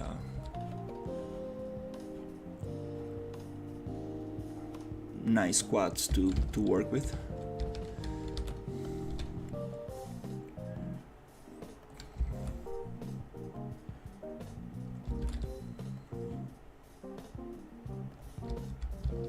Alright, cool. I think we closed all the gaps. Nice.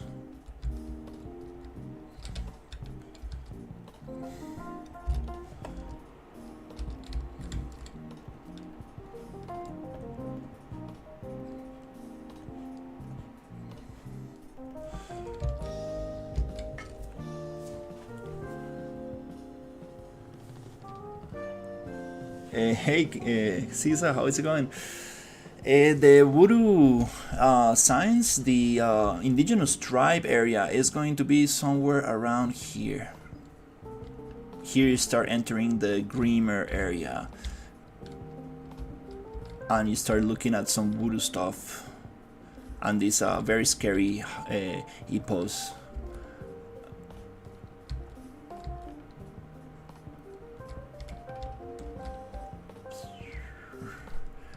Then you go through here and you start going into this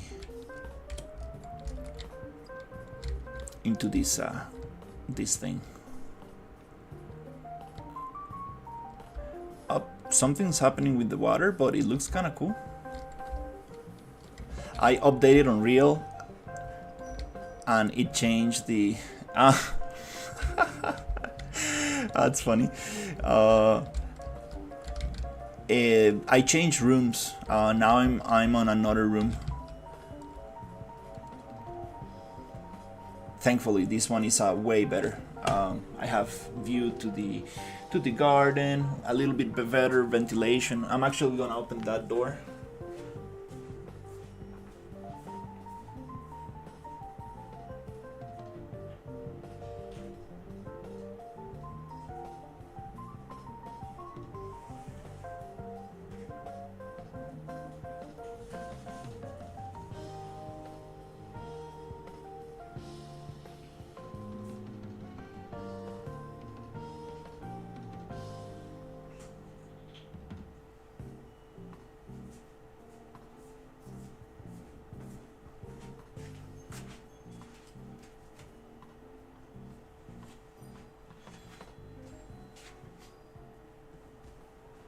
I had something here.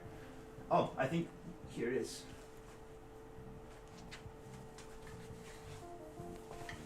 So you wanted to see some voodoo stuff? No, this is not voodoo stuff. This is a kind of like a cool thing that my brother brought from Peru.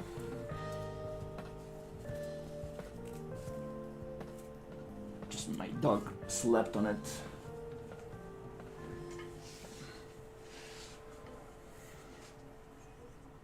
It's kind of like a cool little mask.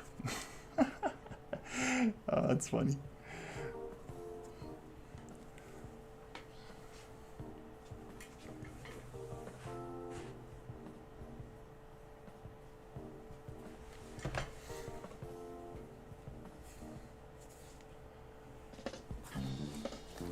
That mask is a mask from Peru.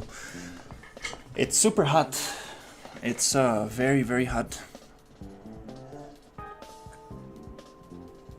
Very, very warm, I mean.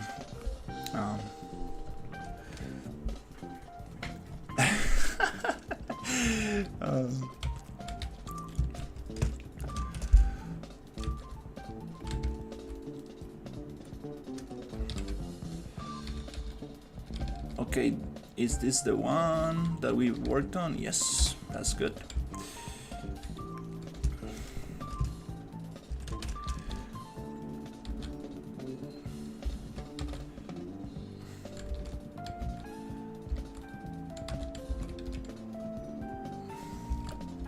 Yep, I think this is the same one. Perfect.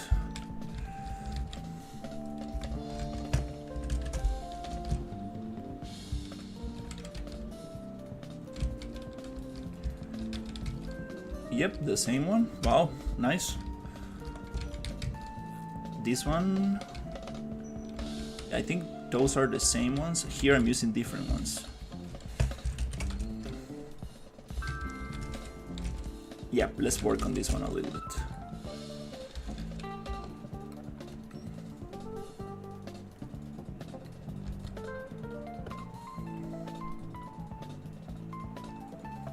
Oops.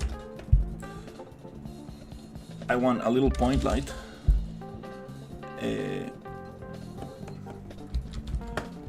To see what's happening.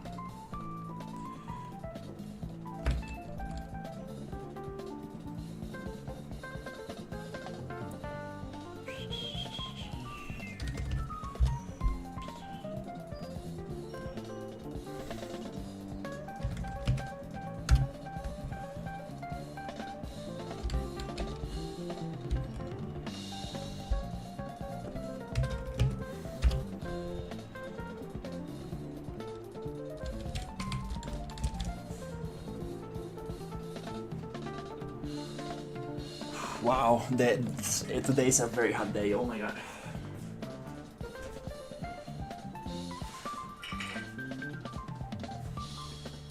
I can open this other door, but it's they're doing construction right there, so I don't wanna get dust in the room. Okay.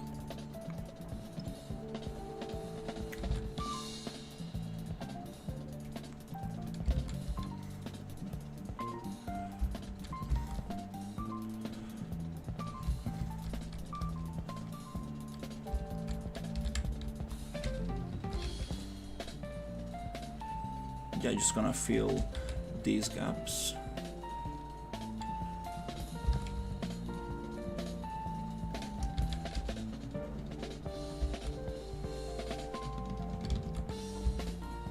That's a weird gap. Okay.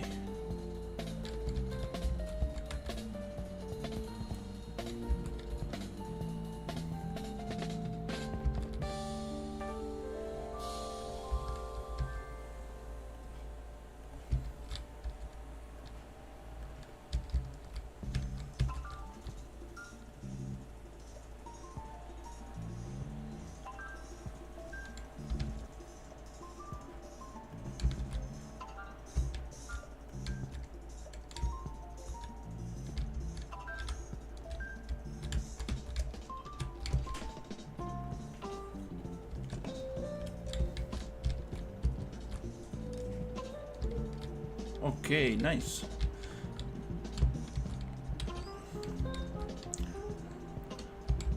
I think we filled all the gaps.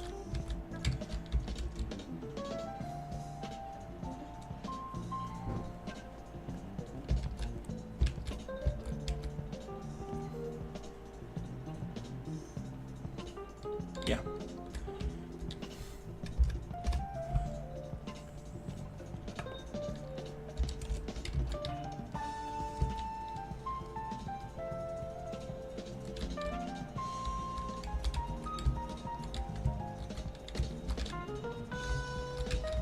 Perfect.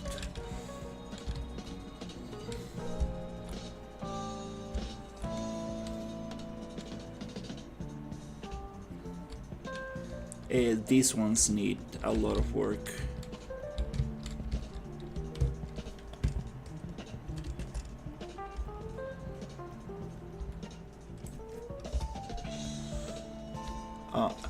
Yeah, these ones right here.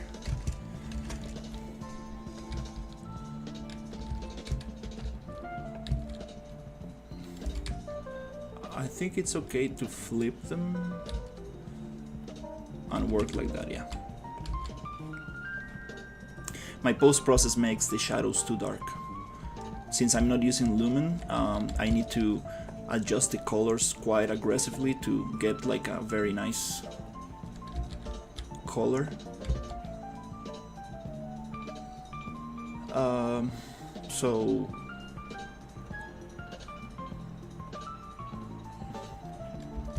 yeah, a little bit of a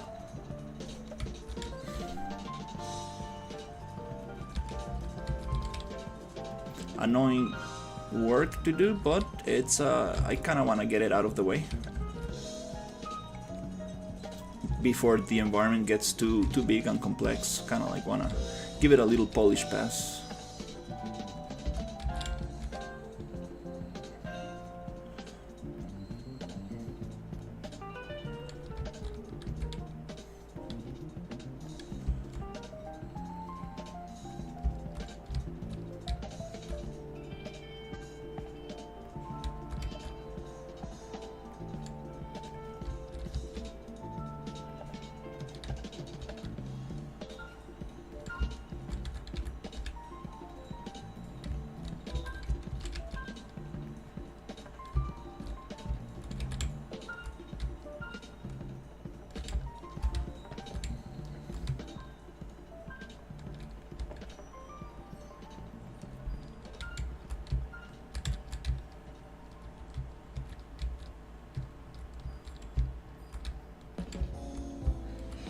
I think these are good.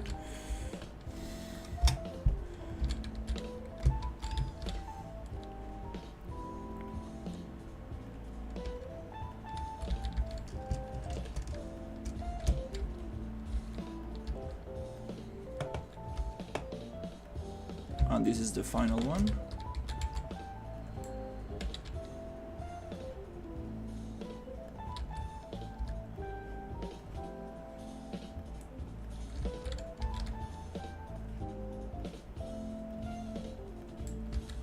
And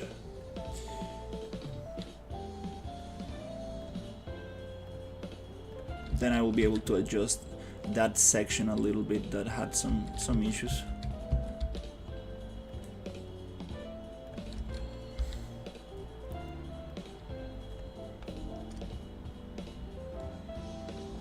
Oh yeah, the sound VFX, that's very important, absolutely.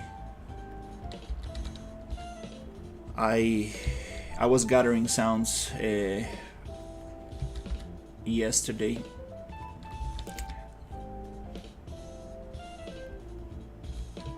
I got a bunch of super cool swamp sounds and stuff.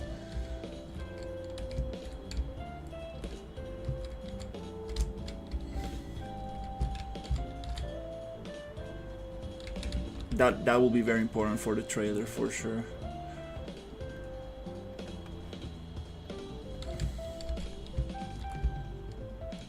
Want to add birds and stuff like that. Okay, cool. That's nice.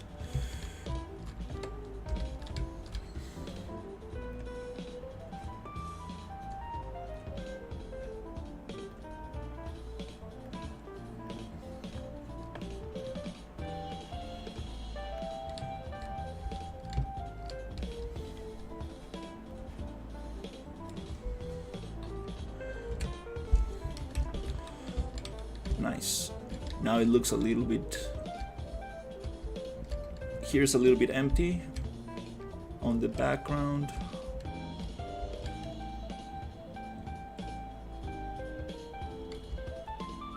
Oh yeah, definitely. Stuff moving in the water, that will be awesome. Little bubbles. I do have this water splash and water sound effect.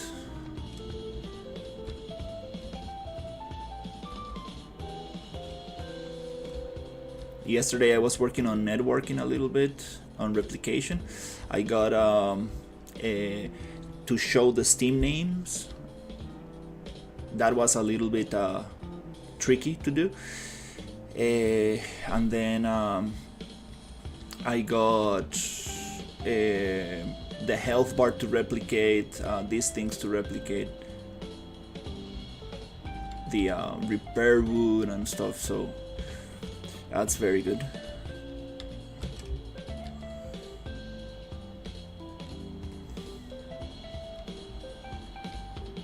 Trying to polish a little bit the environment for the release trailer, so I have something nicer.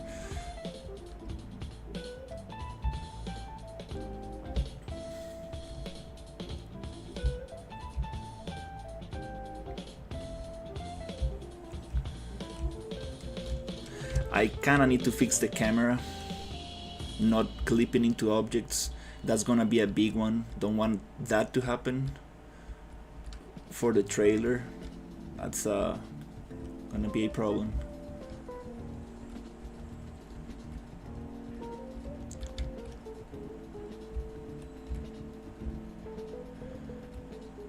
The single player paddle goes through the boat. That's another problem, but thankfully on the trailer it's gonna be two players, so they are actually sitting on the edge of the boat, and it's gonna be a little nicer.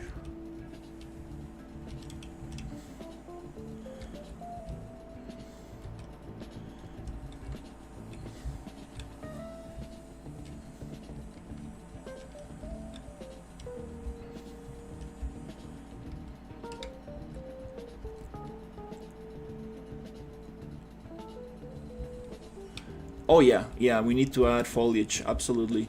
Moss growing down from the trees, little bushes, water plants. Definitely need to give a nice foliage pass.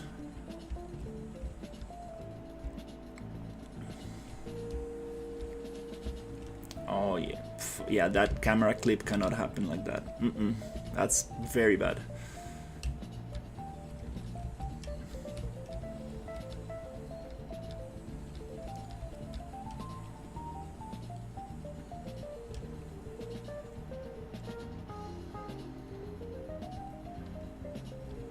Oh yeah, yeah. Definitely need roots and stuff going down the water. Yes. Yeah, there are areas that are feel very empty still.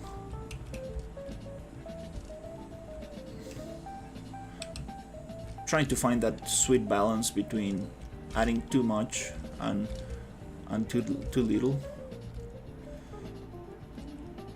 Yeah, this area is super cool.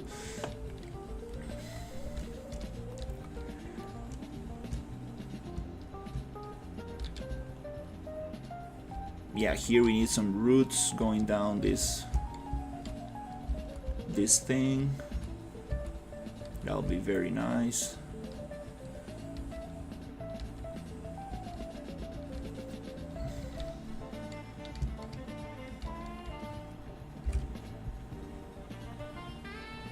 I'm gonna add a little bit of foliage.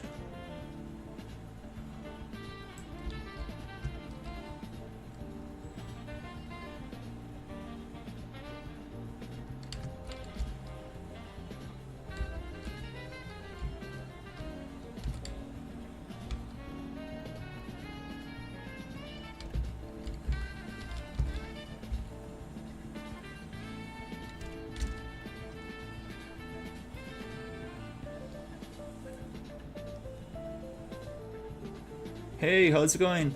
The sci-fi project got put on hold. I do actually have a playable demo, but I haven't released it yet. It's it had some issues with the with multiplayer. It kind of works. It's just that I have like some kind of like lag and delay, and that kind of like put me off a little. So I took a break from that project.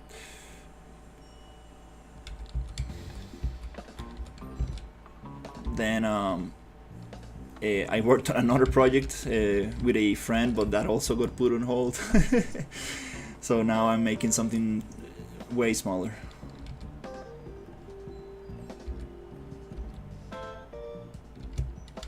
To actually be able to finish.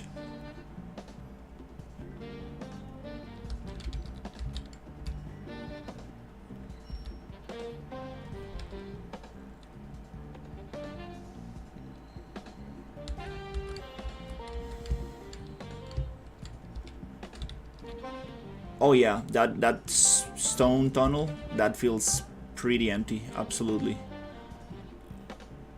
Let's add some roots in there.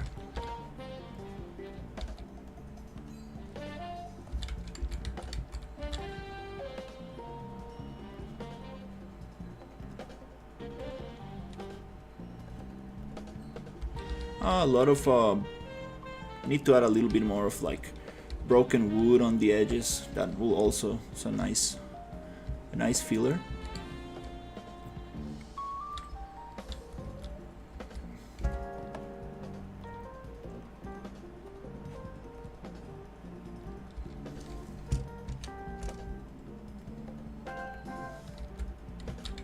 Maybe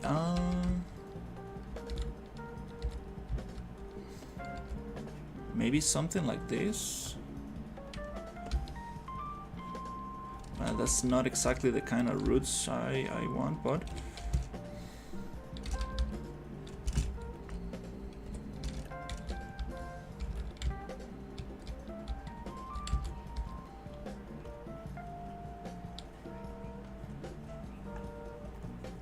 oops, that's not the right material for that.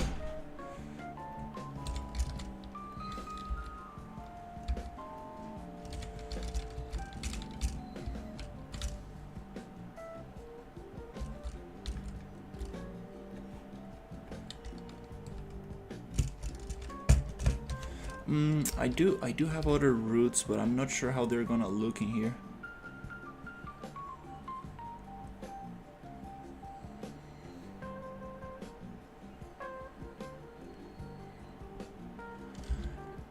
Yeah, you're right. I was actually thinking of opening the other project and checking it out. It's been a while, but you know, being very honest, that project has a lot of issues from the core. Just the fact that I'm using a very complex template, that just it's an issue. It's very hard to work with that template. It's a very complex template, and that kind of like makes things way harder. And the multiplayer aspect of it, I don't think it's something I can address. So yeah, that project, I do want to release at least the demo and just have it there, because I mean, I already used the Steam token for it, so might as well just put it out. But yeah, that project, it's a little bit out of scope. Maybe for a single player game might work, but yeah.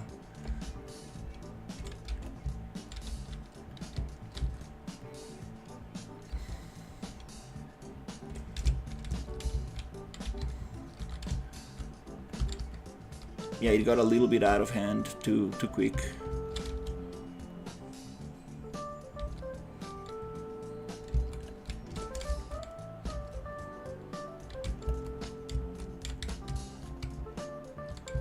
Oh wait, what?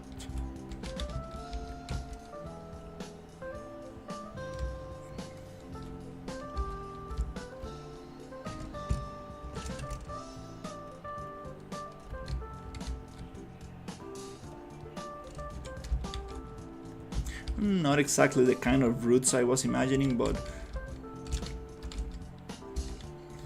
we could probably add some vines that grow from one side to the other of the thing. That might look cool.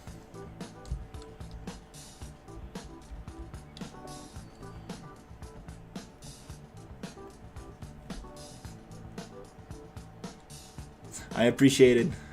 Thank you so much. Yeah, you know,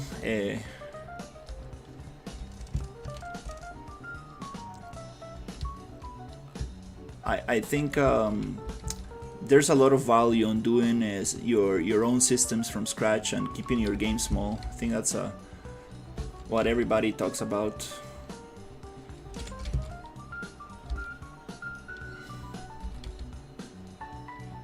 That's kind of nice.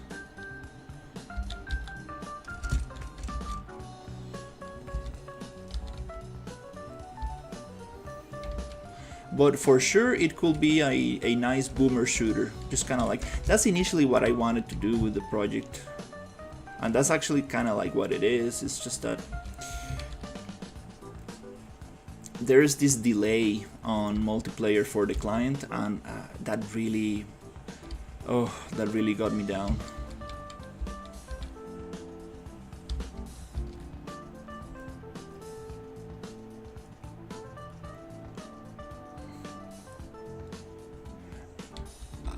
Yes, absolutely. Unreal Engine, it's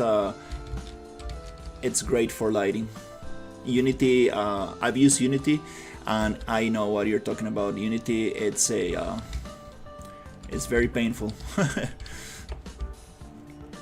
to get something looking right. I mean, there are beautiful games made in Unity, absolutely, but it's not so straightforward. It's not so artist friendly, I would say.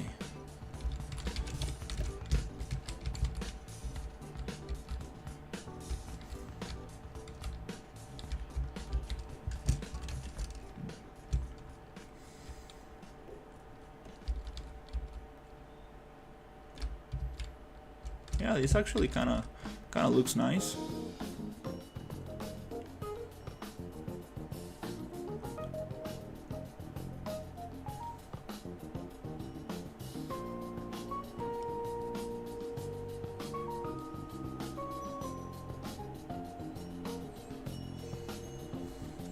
I think, let me see.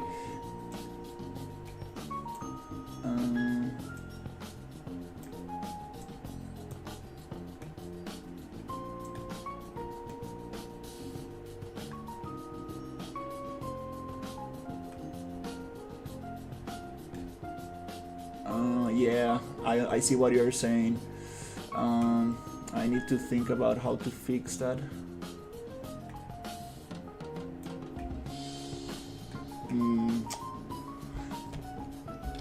But yeah, Unreal, it's awesome for lighting.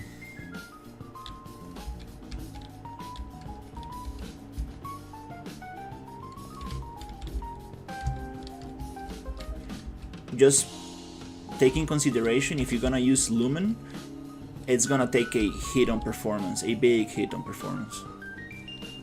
Right now I'm not using Lumen, I'm using screen space reflections and global illumination. But I can make this look so much better with Lumen. I do want to have that option for people to turn it on or off.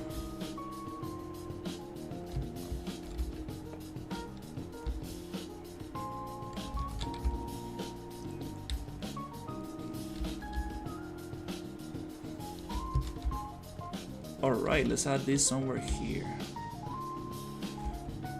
Wow, the heat is intense today. Wow.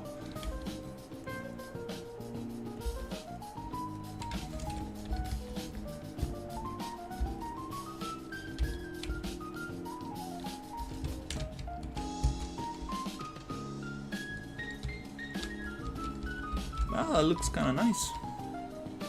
Yeah. We could add a little bit more hanging stuff, but let's try not to focus too much on one single area and give a little detail pass to everything. I'm not using C++, I'm using blueprints, which are something like this. So it's very friendly. You don't actually need to use C++ unless you want to do something very complex, but you can get away with blueprints for most of it. For simple games, you should be fine.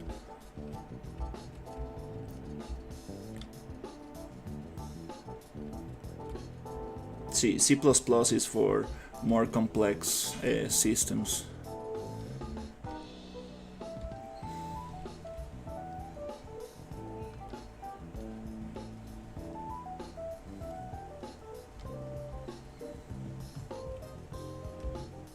Yeah, that camera clipping, oh, it's not good.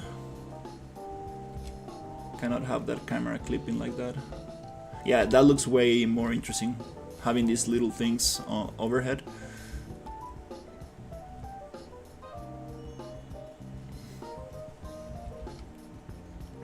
Yeah, for a game like Caesar's like a roguelike. It has like a lot of upgrades and like it gets very complex. So some for a game like that, it makes a lot of sense.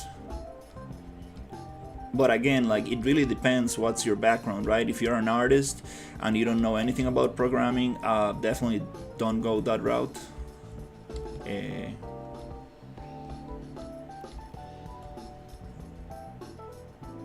that's why I enjoy blueprints a lot because I can get like simple systems working. Um, Without knowing how to code. It's not like my blueprints are clean, but obviously, right? I definitely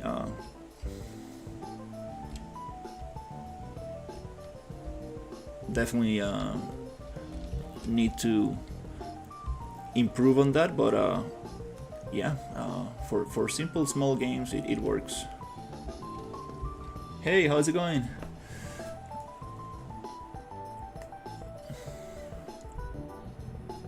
Nice. Yeah, you can build almost your whole game. It really it it really it really depends on how complex your game is. Like it gets to a point where there's too many blueprints and it just becomes like an infinite spaghetti of nodes. So that's why like C++ it's way cleaner to work with and more efficient. But again, it takes a lot of skill to use C++. Like it's probably I don't know anything about programming, but I heard it's one of the tough languages to learn out there. That water, we don't want this. Let's clean it up.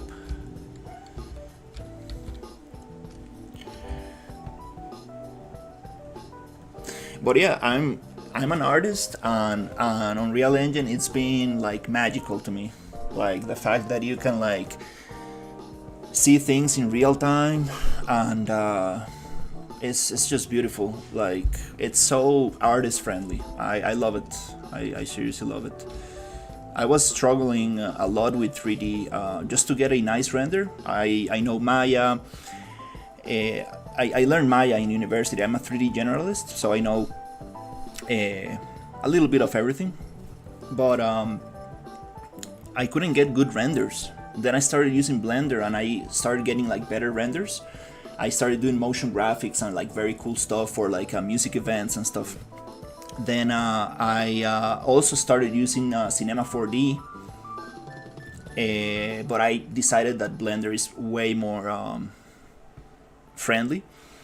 And then I discovered Unreal Engine, and it was like, whoa, I can just move the lighting in real time. Like, what is this? Like, I don't need to wait for this to render. Are you crazy? Can I just go like this and adjust the lighting? Like, what? That was crazy to me. Can I just walk around my environments? That's whoa. That was very cool.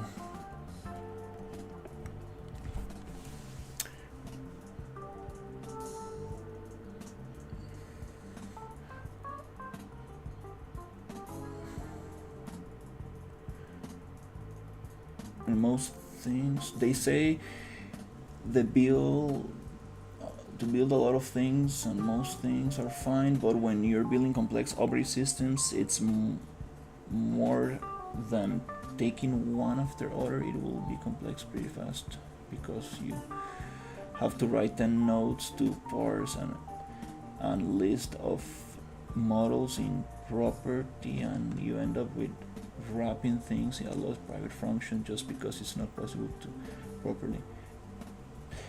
Yeah. Like using blueprints, it gets like big, big, very quick. Like, for example, uh, If I open this blueprint here, right here, it looks huge, and this is probably like, I don't know, 5 lines of code instead of this nonsense right here. So you see, like, you have all these kind of like spaghetti lines going everywhere, but this is probably just like 4 lines of code in C++, maybe 5 lines, something like that, instead of like all this nonsense. But I mean, for a visual artist, it's kind of cool. Do you model in Unreal or Blender? I do model in Unreal a lot. I modify assets in Unreal a lot. The modeling tools in Unreal are absolutely beautiful.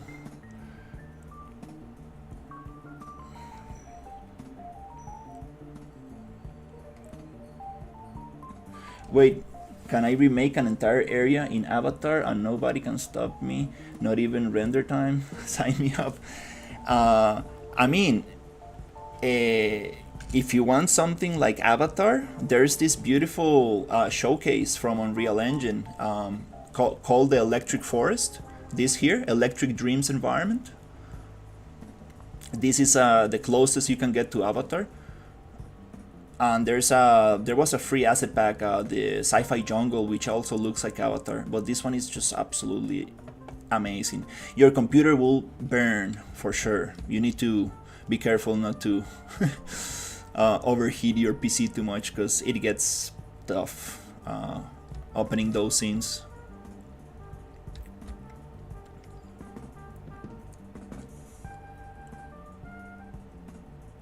Yeah, the Electric Dreams forest is beautiful. That's just absolutely amazing.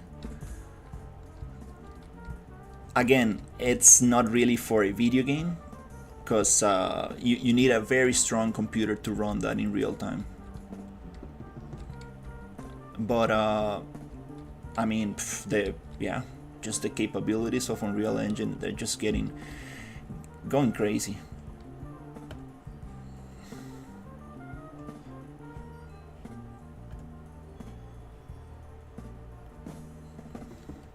And that's something that people need to also take in consideration. Like, be careful with using like megascans and nana and lumen and stuff like that, because your game will get very, very heavy very fast.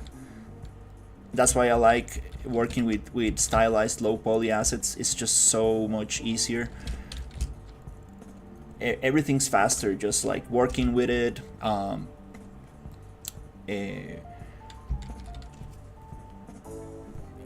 How do you call it, packaging the project, moving files around, everything's lighter.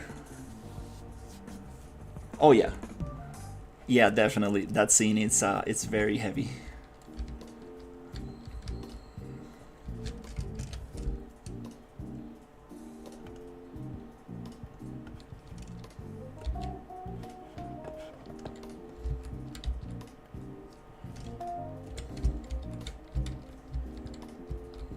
Let's try to fill in a little bit this area.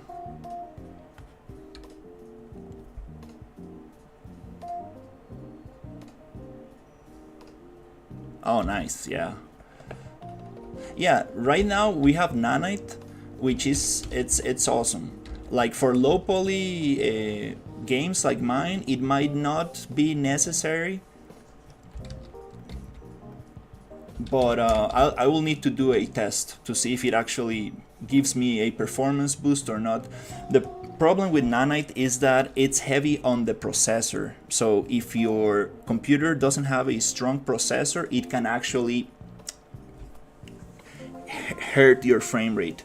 So also you need to take that in consideration for very low-end computers.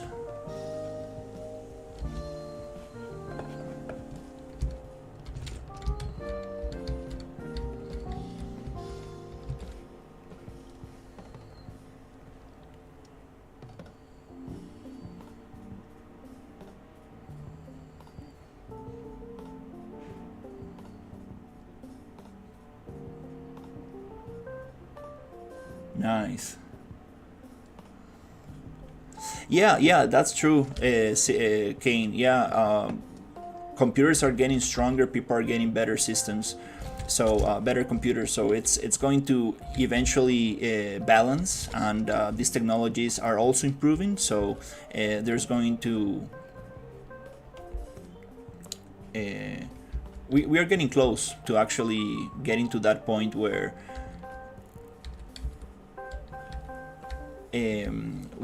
lumen is not going to be an issue anymore. It just looks so good. Like lumen looks so beautiful. Like, oh my god, I don't even want to turn it on, because then I don't want to turn it off again. It's like it's so beautiful. It makes this environment look like twice as better. Okay, we have some issues here with the water. Okay, let me see if I can fix that. Okay, so we're gonna get that here. We need to fix this little area. Cannot have that looking like that for the trailer. So what we're gonna do is shallow water. Reset. We will see where the problem is. It's somewhere here. So we're gonna sculpt a little bit. There you go. Just a little bit here. Then we're gonna smooth a little bit. Awesome. And I think we can bake and put it back to water component and baked sim. Control H, and I think we fixed that.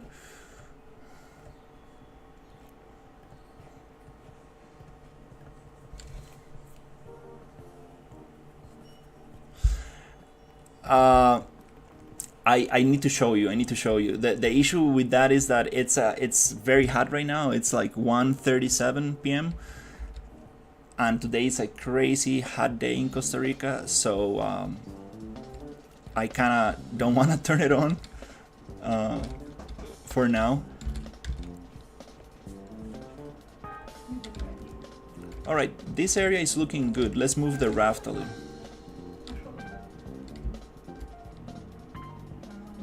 This area also needs a little work.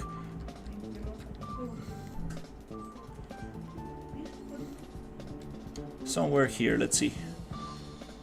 Let's play from this area.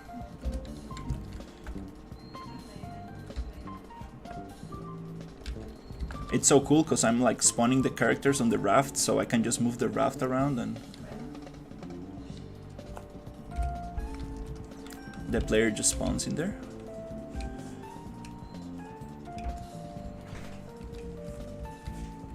Yep, we need more trees on this left side.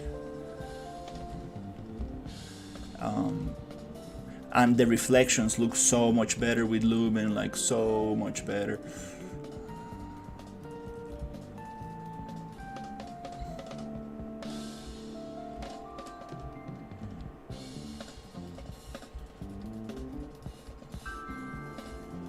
Yeah, this game is gonna be super fun for racing. Racing other players. I would love to add a racing mode to this. It's looking a little bit overexposed. Some areas are too burned. And the water, I'm getting this weird color on the water. I updated Unreal, so it changed my water. I needed to redo the water.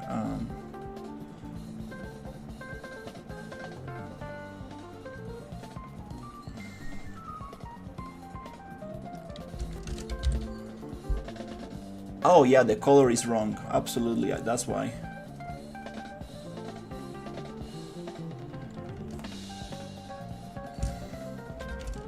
Thankfully I saved my settings. There you go, needs to be swamp color. Now, there you go.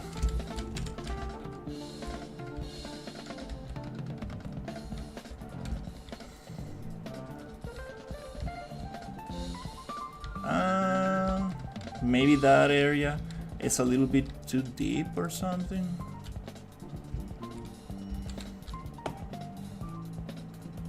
Yeah, I actually need to save my water settings before something happens and I need to reconfigure it. Since it's a water plugin, the default water plugin of Unreal, it's a little what's the word? It's a little it doesn't work like a normal material. It can get overridden by Unreal when you update to a new version. So it's something that I should probably save.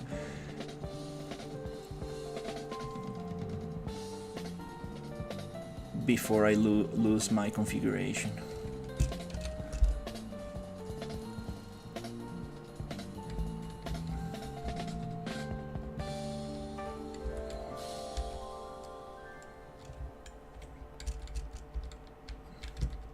Yeah, we need trees here. We need to.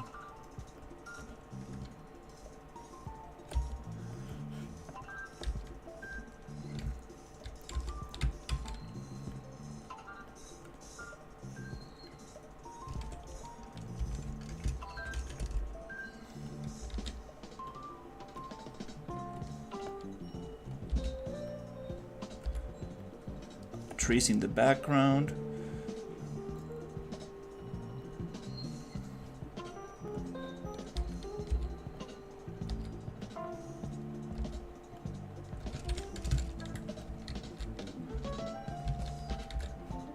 Maybe a couple bushes. We can snap to surface for these ones. Just make them very big and fill in some gaps. Maybe a little rocks. Couple of rocks in there.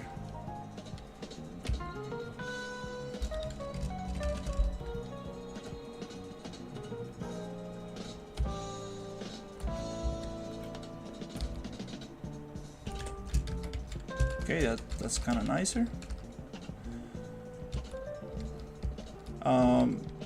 This is a big, nice filler. Maybe we can add something like that. This cannot be, needs to be vertical.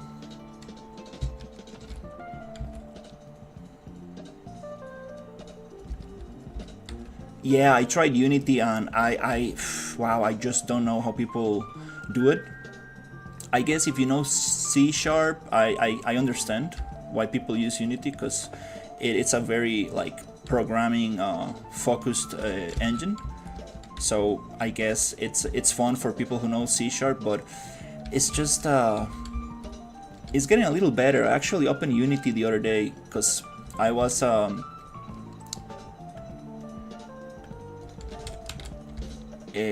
was trying to export some assets from Unity to Unreal. So it's a little better now, but I remember before there are so many versions of it, and like the plugins are not compatible, and it's just such a hassle. And the UI, it looks a little better now, but yeah. When it comes to lighting and getting something to look right, it's tough for sure. It's not that simple. And I heard they're changing their lighting. I heard something about the lighting system.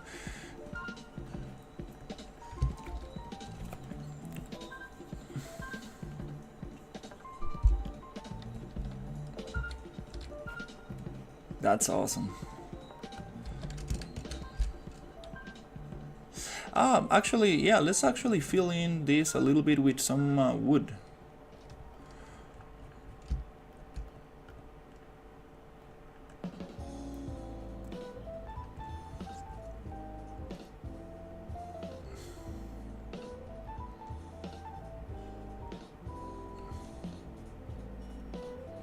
I wish this foliage menu was...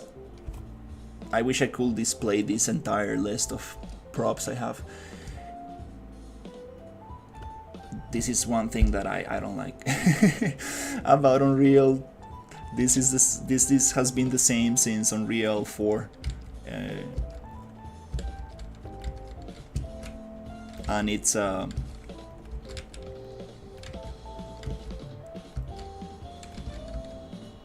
it works, it's just a little difficult to see all your foliage.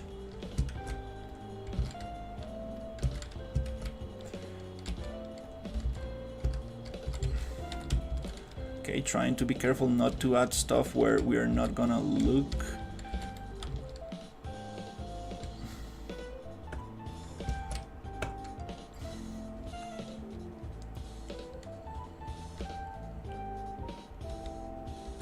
Unreal C sharp, oh my god.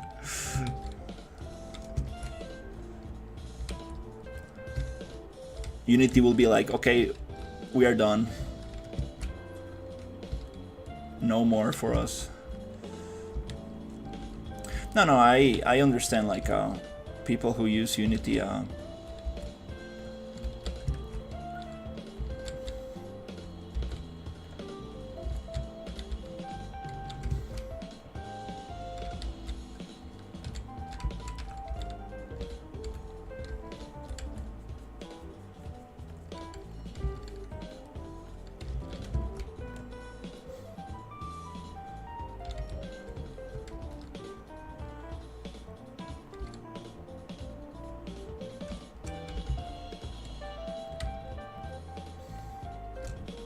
okay, that's starting to get a little bit too repetitive.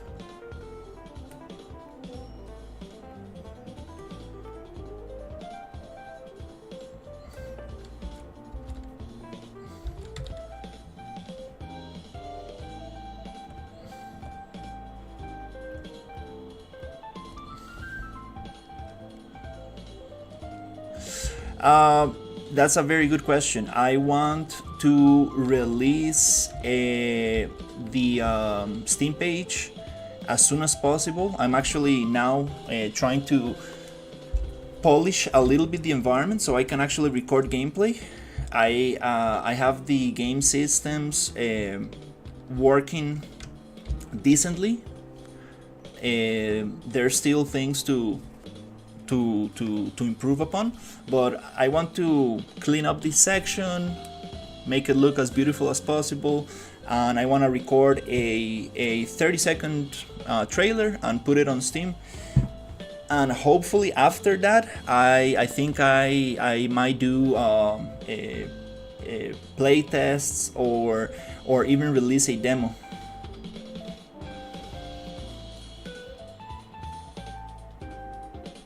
That's what I felt in Unity. It feels like you need to build everything from scratch. Unreal is more of a kind of like a more of a template based program. They give you like a lot of built-in solutions. That's why a lot of games in Unreal look the same, because people don't actually modify the lighting or modify the post-process, or they just ship out of the box. But you can achieve any look in Unreal. In any game engine you can achieve any look. But yeah, hopefully I should be able to have something playable soon. I wanna have it in my Discord.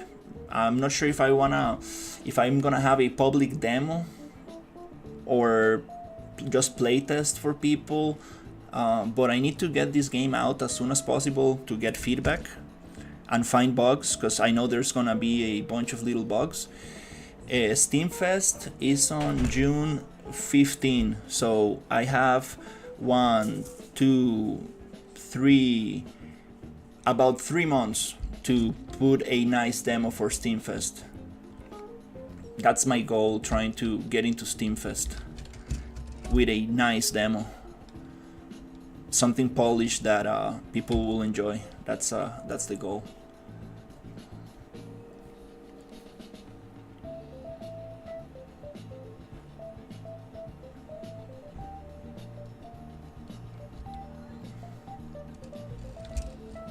I mean, yeah. There are some very beautiful games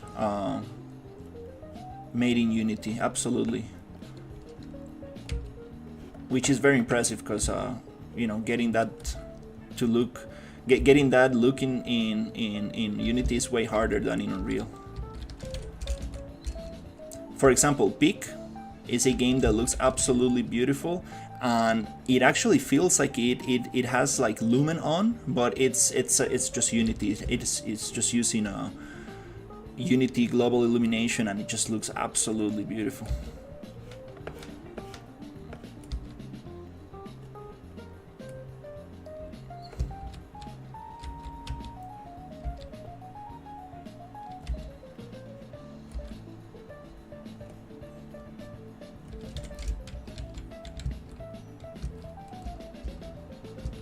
Okay, that feels a little bit more.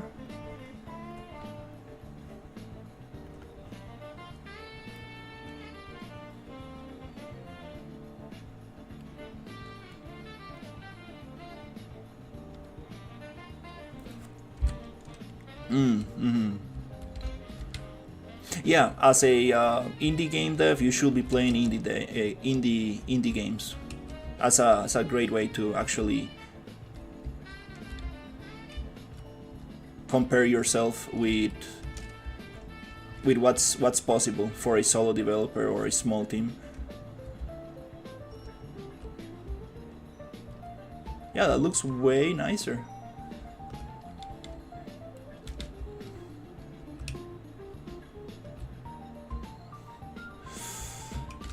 Oh wow, I'm getting overheated. It's too hot. Oh my god, I was not expecting today to be so hot.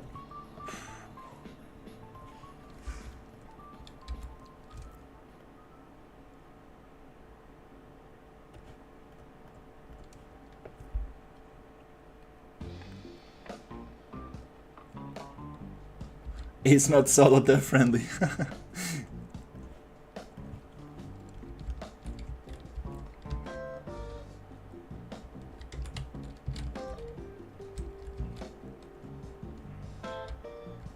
I need bats and frogs and stuff like that. I really want those. Get some very cool VFX for that thing.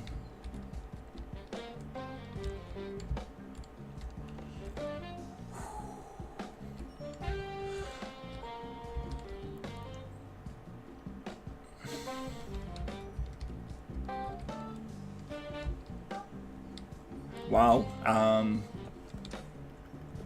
I might need to go take a break because it's getting I'm getting overheated.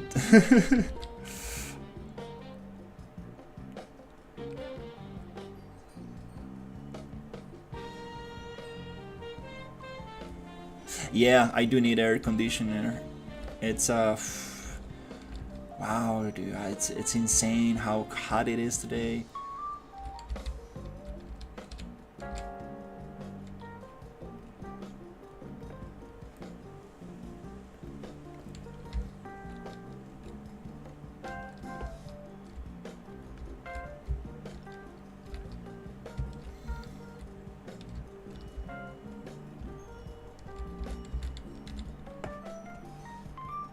It's oof, I'm starting to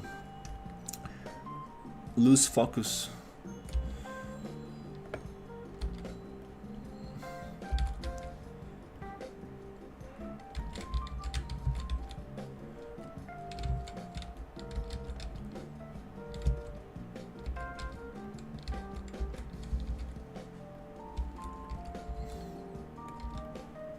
Okay, let's make this a little bit mossy.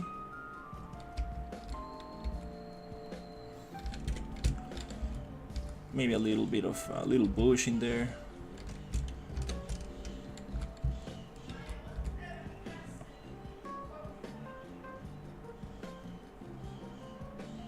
Nice.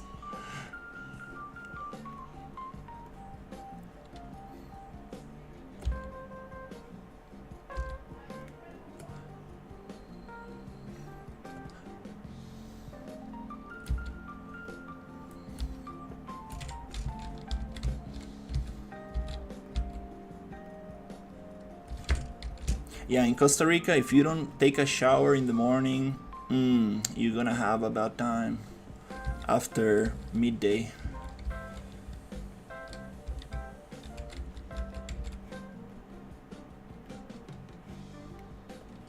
Gets too hot.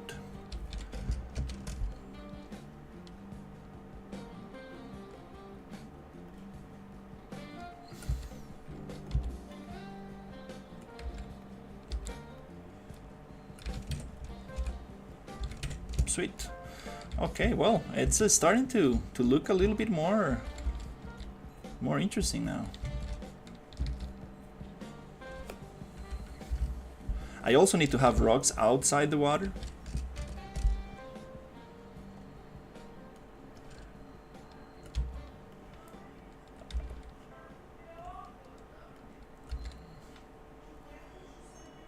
Maybe not that kind, maybe something more like...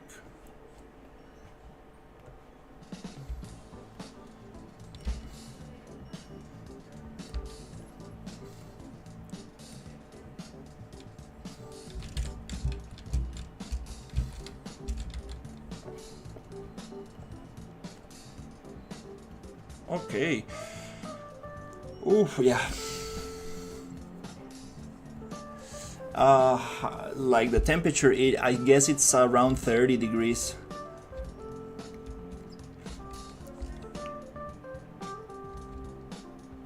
These crabs are super cool. Oh, I wish we can get some rain today. Oof.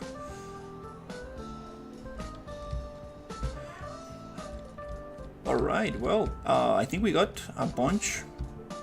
We got a lot done. I'm gonna leave the camera somewhere here to give it a little bit... I need a little bit of more of a background here. And I'm gonna continue with this.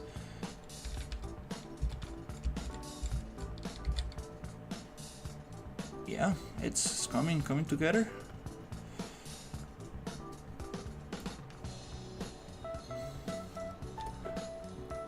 Hopefully today I will be able to record some gameplay. Before the gameplay, I need to work on the camera. I cannot have that camera clipping. I need to solve that. Absolutely. Yeah, that's a priority.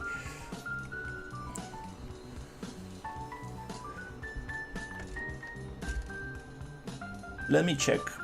Oh,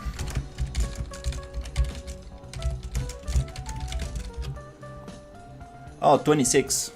That's not bad actually, but it feels crazy humid and hot. It's the humidity. It's not... There you go, humidity 46. That's why it feels hot. It's not the temperature, it's the humidity. It's just kind of like sticky, you know. It's that's the issue. Very low wind. That's why we get high humidity. Yeah. It's that's the problem. It's not the temperature, it's the humidity. It just feels humid and that's makes it feel way more hot than it is.